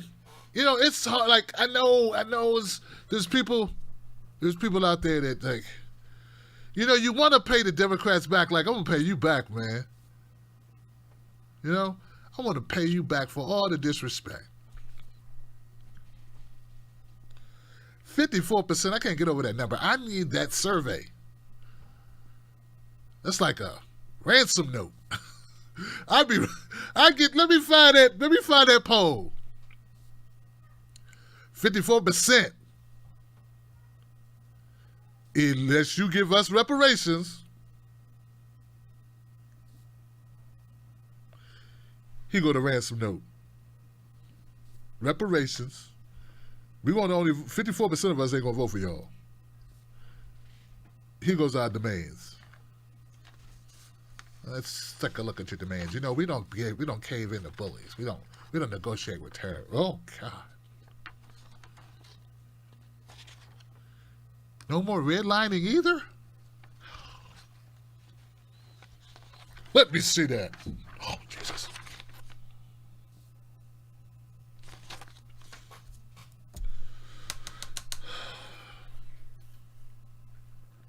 You're right. They don't, you know, no groups vote. No group, nobody's vote should be taken for granted or should be an afterthought. They don't have afterthoughts about the Hispanic vote. DACA, DACA, DACA, DACA, DACA, DACA. I know more about the Dreamers, and I'm not knocking them. I'm not knocking them at all. But they don't have a problem saying Dreamers and DACA. Because you shouldn't take the Hispanic vote for granted. I don't know what Asian, if there's how they, you know, what they want is it's not as apparent as a group what was something that they may collectively bargain for. I'm not sure. But there has to be some things. But anyway, at any rate, no people, I don't care who they are, you should be like, the women got to vote for me because if they don't vote for me, they ain't women. No, I'm being a woman. Well, women be like, I'm being a woman regardless. I was a woman before I met you, before I knew who you was, Joe Biden, with your broke ass, with your weird hair and your face shifting with the cosmetics. I wish you would, Mr. Crime Bill. Jim Crow Joe. I don't know who he think he's talking to. I was, Imagine him telling the LGBTQ people, you're not LGBTQ if you're not voting for Joe Biden. Because I can tell you right there, you got to be voting for Joe Biden because Joe Biden he's a good man. And there's times when we was out there with President Barack, when we were fighting for the thing we fight for the thing with the people and with if you LGBTQ have always felt that the LGBTQ is a damn it. And if you don't vote for Joe Biden, then you're not LGBTQIA. LMNOP. There'd be so much backlash. Be like a wave just hitting them. Wave of backlash. It still be going. I can't sleep. The waves keep coming. The backlash waves. It's been 3 weeks and the waves keep coming. Joe Biden, because it's disrespectful as hell to tell LGBTQ people how they got to vote because of they're not going to be who they are. You're not really who you are because you ain't vote for Joe Biden. You know? But black people, he can say that to black people and then other coon ass, and I'm saying coon ass, look, lousy, bought, paid for ass black folks, but that's not what he really meant, right? If Joe Biden would have said, you're not a woman if you don't vote for Joe Biden, how many women's groups would have came out and said, well, you know what you meant, he's just joking. He didn't mean it that way. None, because they would have been stoned. They'd have been canceled. But we had black people, and the black people that came out and defended Joe Biden's statement, they was like, they really didn't want to have that conversation because they know it's wrong to try to defend that. Even Simone Sanders was like, you say what?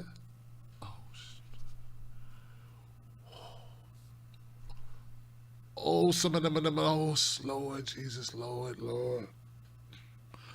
Lord, this man is so stupid. This man is so dumb. Oh, Bernie would have never said no stupid shit like, this, Lord, this Lord, girl, this Joe Biden, this check is good, but his man is so stupid. Lord.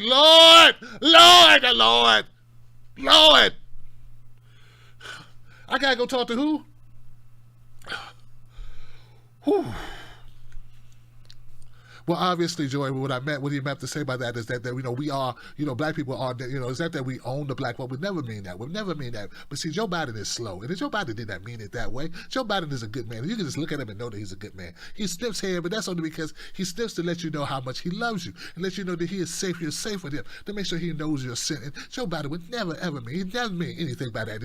And Joy, as I was saying before, the importance of Joe Biden's campaign is, and look, he worked for Obama, and if he was bad, if he was racist, if anything, if he was racist like Donald Trump is racist, there's no way that he could work for Obama all those years. And I just gotta say, please leave me alone and don't ask me no more tough questions because I really need this paycheck. And I have a whole family of people that's counting on me to make this money. I gotta get this paper, and I like nice shoes. I like my Louis Vuittons, my red bottoms. And why you want to mess it up for me just because Joe Biden's an idiot? Come on now, I don't have no ethics. I work for whoever paid me the most money. Come on now. Work. Give us just a break.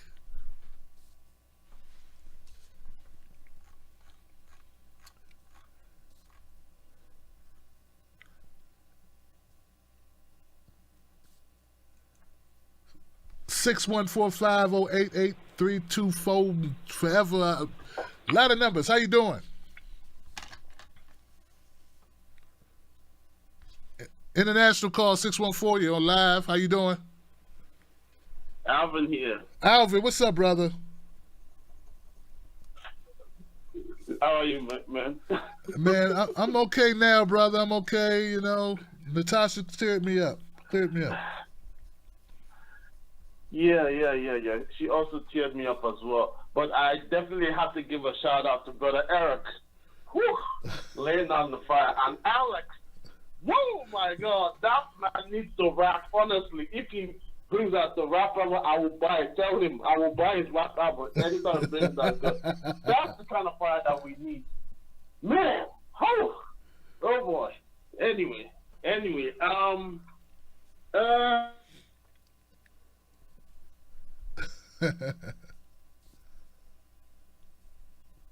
That was good. I'll just get to the start part quickly.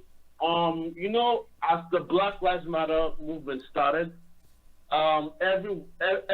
every part of the world had their own uprising, including here in Australia. Basically, all the cities, there were serious riots that came out. Unfortunately, the coronavirus cases started going up as well, especially in our big city. So they had to lock down one particular city. So that's the slight kind of bad news. But nothing like the U.S. because we are getting 35 new cases a day from one particular city. So that's what happened. So they have to lock down the city. So hopefully they can keep the cases down and all that. But our death rate, number of people die.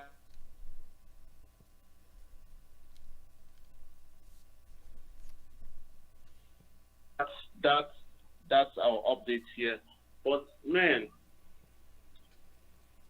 Jamal Bowman, Alexandria Ocasio-Cortez. I don't know who that woman is. Maria Cabrera. I hope I'm pronouncing it well. Whoever she came from, wherever she came, apparently she was an NBC host years ago. Mm-hmm. She came from nowhere and thought she could beat.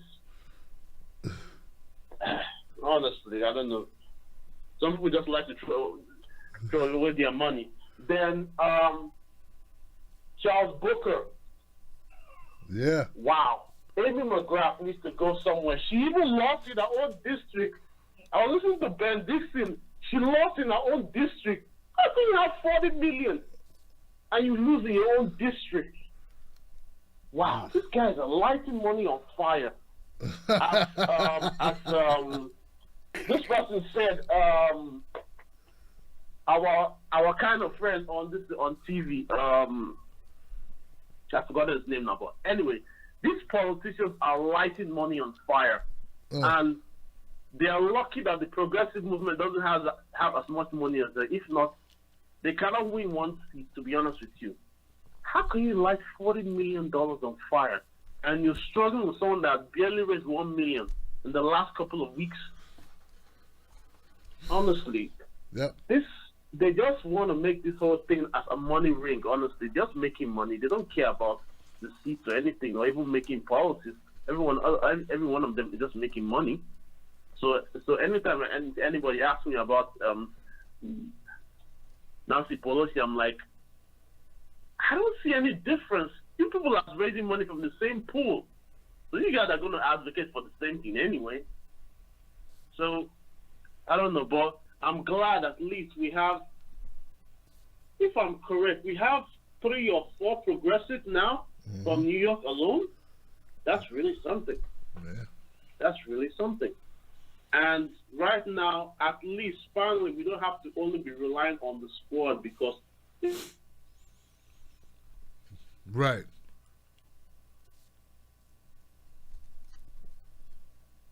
More people, and Nancy Pelosi cannot just marginalize them and say, oh, some few ruffians, you know, right. Making noise somewhere. Oh, man. Hearing that his speech, I'm like, wow, Nancy Pelosi.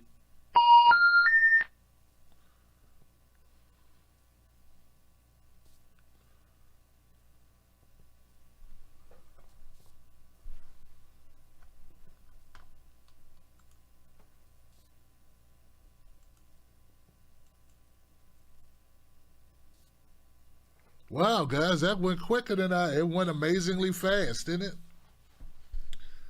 Well, Tim, half of the show was spent with the phones not working.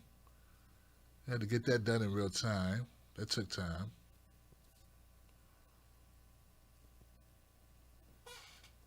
I think the mixer's okay. This is a new mixer.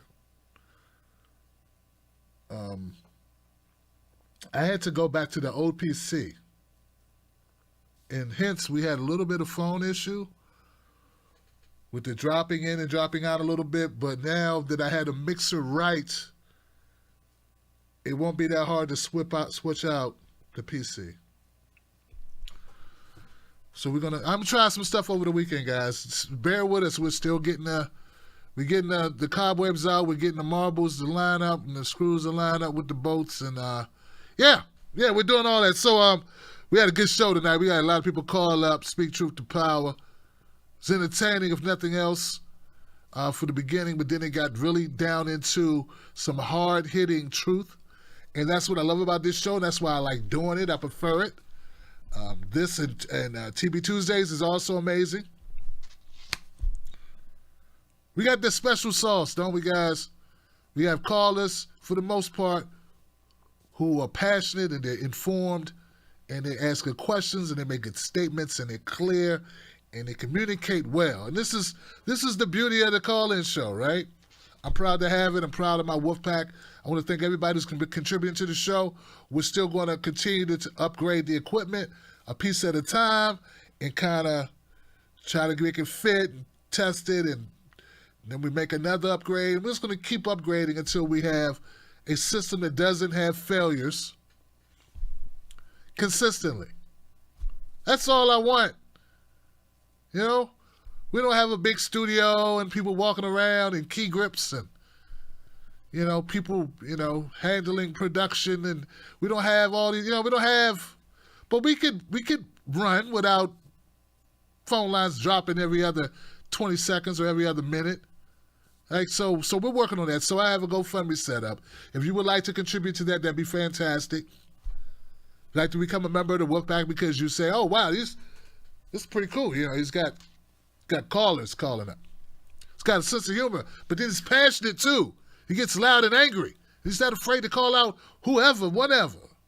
And then we got great callers. He lets his community participate in the show, and he doesn't fight them for the spotlight, and he doesn't talk over his callers. Except for that one guy, but this good he did that because that guy's crazy. But he lets his callers have their point of view, and it's a communication in it. Hey, I'm enjoying the Wolfpack. Hey, bye. Yeah, let's do this. Sign me up. We do that. Go to patreon.com, Tim's Take Live. You can also join on Facebook and YouTube. They're doing something with Patreon that I got to update. Something about taxes with Patreon. Something's going to change with Patreon where you're going to be taxed for your donation or something. Your membership, right, to the show. So, Patreon members, all my Wolfpack members, I'm sorry, has nothing to do with me. It's not me. It's them. And I don't even think it's them. I think it's the government, federal government. So they sent me an email letting me know it's going to start like July, so I need to let my people know so they don't want to be surprised. Like, hey, what's this extra 40 cents or whatever it is, or $1 or whatever it is, you know. They want, you know, I don't want you to be startled and think it's, you know. All right, so look. I want to go ahead and go to the super chats, see if people had comments. I don't know. Let's just read those and make sure people get a chance to at least say what they, you know, let's put it out there what people are thinking. Kip says that orange tide matching hanky was very cute. GQ, Tim. Hey, thank you. You know, Kip, you know what? I did not buy that. I bought a bunch of hankies, right? And then I got the tie. So it they don't really go together. It's not like they're a box set. People be making fun of me. You bought a box set. Look at them. You bought a box set. No, dummy. They're just in the same color family. They didn't come together on the mannequin. I had an orange tie with some stuff in it. I said, that's cool. And then I found a handkerchief that was also orangish. And I put them together. See? I coordinated. Thanks, Kip. I want to know who assigned Wallace. Garage number 4. I don't know, Kip. But according to what I read, NASCAR, due to COVID-19, they had to do something with the garages. And the assignments, you're right, they were assigned. He did not choose number 4. It was assigned to him, and this was a new thing. Okay, so. Papa Joe White. Tim, you're like our country's political pool filter. The liver of our alcoholic nation. Screw that creep. He said the liver of our alcoholic nation. Okay. Man, what a metaphor.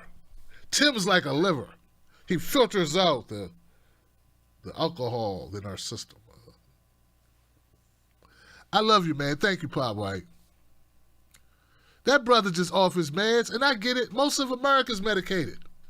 If they're not medicated on pharmaceuticals, they're medicated in caffeine, fatty foods, sugary foods, alcohol, or tobacco, or some other form, or marijuana, or some other form of stimulant, or TV, or sex. Everybody's on something. He needs to take whatever that he needs to take. He needs to apologize. But don't call me to do it. Just saying it to the ether. I will sense it. I don't want to speak to him again. Hey, once people show you who they are, believe them. Cheryl, you handled that idiot brilliantly, Tim. Brilliantly, Tim. Cheryl, thank you. Thank you, Cheryl. You know, I had to stop. I mean, there are people who watch this show, they know, man, like Mystical Carter. You know, brother, I used to let people like that really knock me off my square, man. Mystical Carter, you know, people been watching the show for years, right? They know there was a time I'd been so livid and upset, I'd just lose it. I'd be so pissed. But it's happened so many times. It's like, oh, I'm getting thrown out. It's like, you know, when somebody gets thrown out the bar all the time. It's like, oh, you guys kicking us out, huh? Okay. All right. You're used to it. You get punched so many times, you're like, oh, okay, this is where I get beat up. Okay, hold on a second. Let me take my glasses off.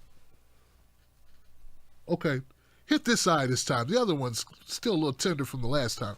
Go ahead. You know them shows where they smack the guys, like the guys that smack contest? Don't even flinch. Coy Foster, thank you for enduring the trash. Thank you, Coy. Kamashara Kate. Curtis gives a reason to make donation at TBTV. Oh, look at that. Look. And I did not set that up. I just knew when I heard him call, I'm like, this guy has the audacity to not only call my phone with a number I did not give him, but then to call the show and be like, I'm Curtis. Oh, I'm crazy. Help me.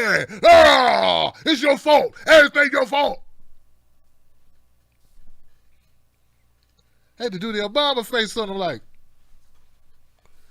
what's wrong with this fool here?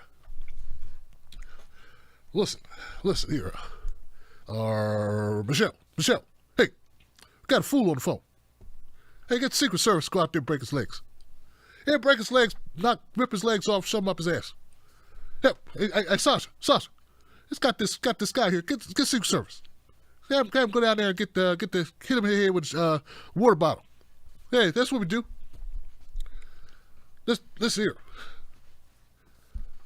here. Get Bill Clinton involved. And I've been called many things by many people. I tell you, I was listening to the show, Tim Black. You handled that racist like that time. Remember that time I was with Chris Tucker? I was out there. I was smoking weed, and we was happy because Hillary wasn't there, and we were having fun. And that's something you can't do when Hillary's around. And there was a racist out there, man. And that time, man, I said that Tim Black, man, you made me proud, Tim Black. Almost proud enough to claim that illegitimate child I had with that black woman that time. You know, sometimes you got to listen to stupid people, Tim Black. You got to, you know, I did not hang up on the crazy person. I do not like Ramona. Here's a Marxist white person giving you a Contra Curtis contribution. Thank you. Curtis is good for business. Thank you, Curtis. Rah, rah, rah, rah. Jane, standing with you, Tim. Thank you, Jane. Maybe this will get some other people to start doing phone-in shows. Now, don't just stick. Let me do me. You don't try to be me. I heard Roland want to start doing call-in shows. We're gonna need to do the call-in show. I heard him say that. Because, see, black people talk. And somebody said, Tim Black got a call-in show, Roland. Roland was like, Where my dashiki at? I'm gonna wear my dashiki sweatsuit. And I'm gonna put my dashiki sweatsuit on, and I'm gonna talk mad. I know everything there is to know about politics before politics was even invented. I know about politics. What would be your response to that? What would be your response to that? Be quiet, shut up, don't talk. You don't know anything. You don't know any damn thing. You need not talk. Listen, when I was marching with Nat King Cole, when I was with Malcolm X, you with Malcolm X, I was with Malcolm X, and I was out there, and then in that time, then Harriet Tubman walked up to me, and she told me about what was going to be Jane, Roger Meadows, what happened when you and Curtis? Did I miss something? I thought you guys were cool. I don't know him. He calls the show.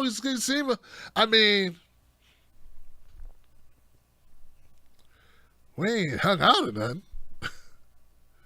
Sheldon says, Tim always has a great show, best in the business. Up, Sheldon.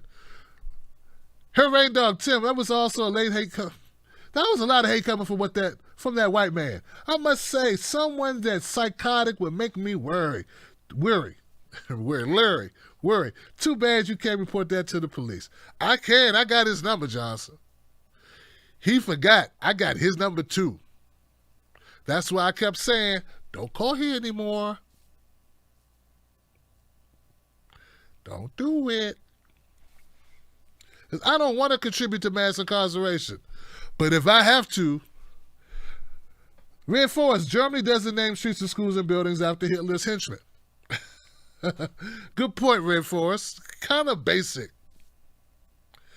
I don't know how to get there. What's the direction? What's the street I need to take to get to your street? Oh, just make a left on,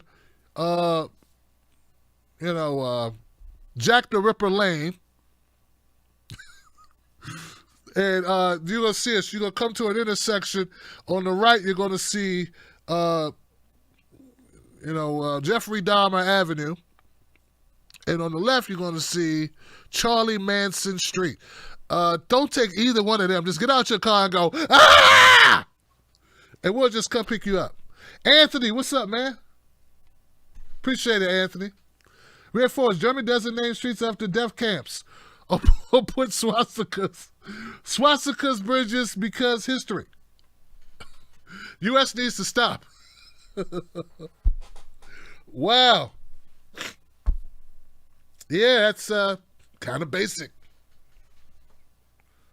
Yeah, here's where we, I'm not going to say stuff I could say. I'm not going to say that. Cinnamon Complex, just wanted to show you some love, Tim. You know, if your heart's in the right place, they like to see us angry, down, and out. Don't give them that. Laugh at them, huh? That's true. I'm not going to give them that. Keep my head up. Cinnamon Complex.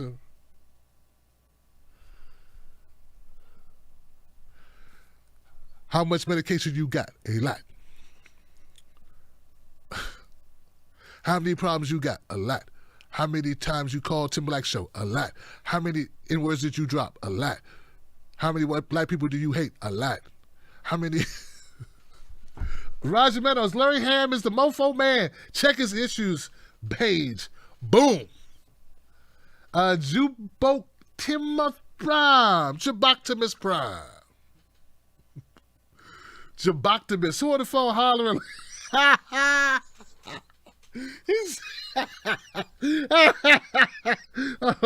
Jaboctimus Prime say, who on the phone hollering like that? What is what? Oh God! He said, "What the hell is wrong with people?" Heavens to Murgatroyd. We have a freakazoid, Johnson. Exit stage left. Tim, I get another $2 if you burst out laughing. I see you holding it in. You crazy, man. I am not your test dummy. I am not your puppet, Jaboctimus Prime. Kelly said, a small token to honor Nancy Pelosi's utter BS of being proud to name the Georgia Floyd bill after George Kirby from this proud Marxist. Oh, wow. Nancy Pelosi is a piece of work. I remember when I didn't know anything at all about politics, man. That was like, I don't know, 2000, you know, like I was like a lot of people just say, you know, screw it. These people all suck. I mean, Bush was our president. It's like, you know. And I remember some of the guys I worked with, they were like ragging on Nancy Pelosi. And I was like, I thought she was with the good guys. They were like, I was like, no, I thought the Democrats were the good ones. You know, and now, you know, it took years to learn. Like, man, forget it. I don't like nobody there. They're like, okay, better. Don't you ever say that again. She sucks. I was like, for real?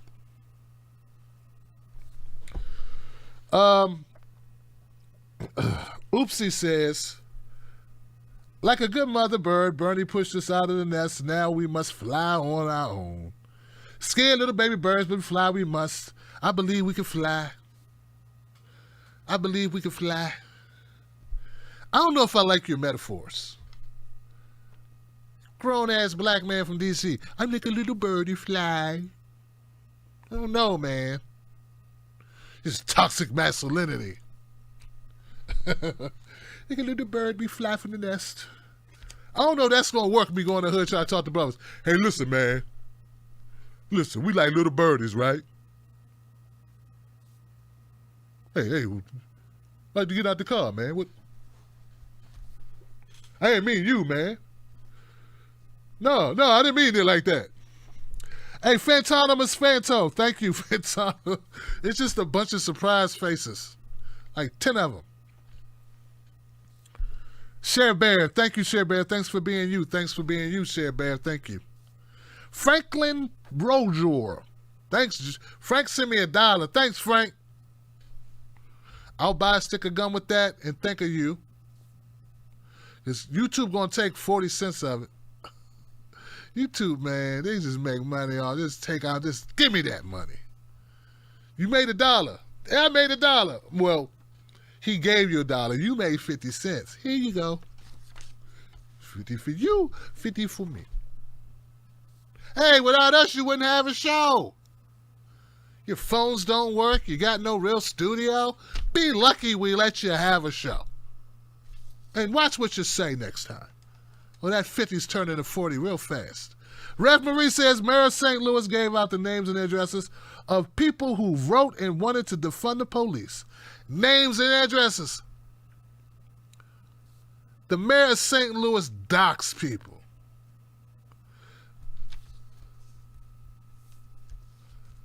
Or we get anybody's number anytime we want. The mayor of St. Louis need to be out of a job. Franklin, thanks, Franklin. Pam Hall, thank you, Pam. Karen Webster, I love you, Tim. Hugs for your family. Thank you. I'll tell him. Dave Massell says, Tim, just happy we're all here, Tim. Thank you, Dave. Thank you, Frank. Thank you, Alex from Berkeley. Alex from Berkeley, man, they're going to push you to be like, you're going to have a YouTube with a podcast. I say do a podcast. It takes a lot less. Would you just come up with your rant, put it on, use Anchor, and just do a podcast. It's the quickest way. It's like, just make a phone call, basically. All right, here we go. Hey, it's Alex Berkeley, and I think, and just yell at the people for like 10 minutes. It's Monday, people here love you. Like, Alex is great. I think that'll work for you, man. And I can get royalties, because I found you out there, in the wilderness. I can get I could be your agent. Because I pretty much, brought you out. So that means, sign this paperwork. Don't have it checked out. Don't get no lawyer now. Just sign this paperwork.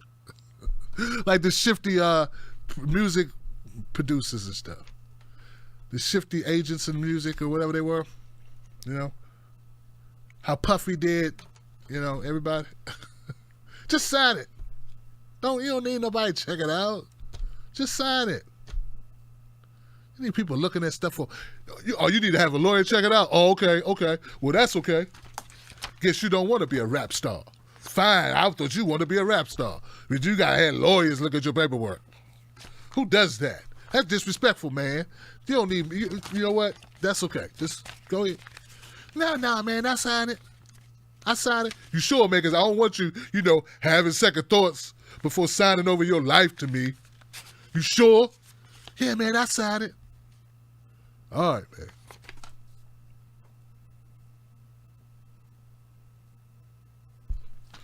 All right, guys, thank you for being here.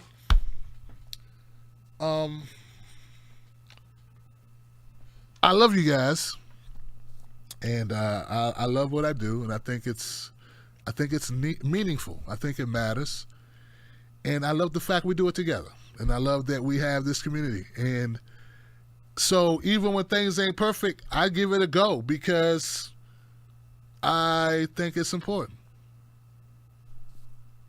So if you want a perfection, let's be honest, you wouldn't be here to begin with. I mean, come on, yeah.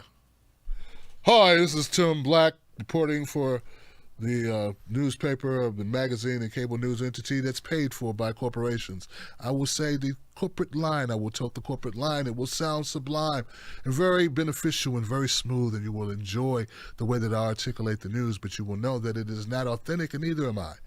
I'm a paid person who says things on a teleprompter that are put before me in order to secure my well-being and those of my friends and family, those people that reside under my roof. And at no time will I say things that are truthful that would risk or put in harm's way the likelihood of my earning potential being decreased in any way whatsoever. This is me, and I'm here for you, not for you, but for the advertisers. And so I know that you don't expect perfection because this ain't the place for it. It's the place for realness, though. It's a place for truth and honesty as best we can give it. And if people have a problem with that, well, that's fine. They can go elsewhere. Have a great weekend, guys. Be safe. Remember, COVID-19 is not a hoax. You can ask my friends who've lost people, friends of this show who have mates, relatives, and close friends who have succumbed to complications of coronavirus. So please do yourself and the rest of us and all of the Wolfpack a favor and take all the precautions necessary to lessen the possibility of you not only contracting this horrible virus, but spreading it. I love you. Be safe. I'll see you on the next one.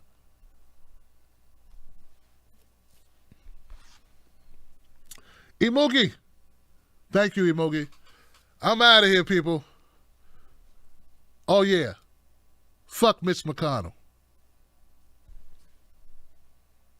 It's a good way to end it.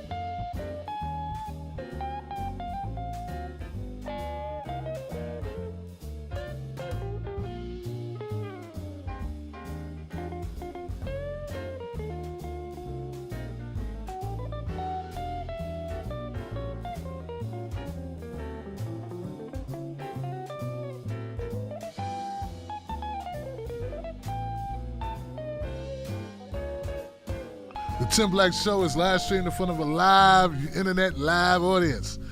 Yeah, most people are live when they watch the show or are live.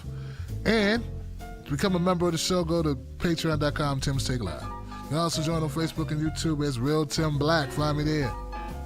I love you. Wolfpack. Johnson.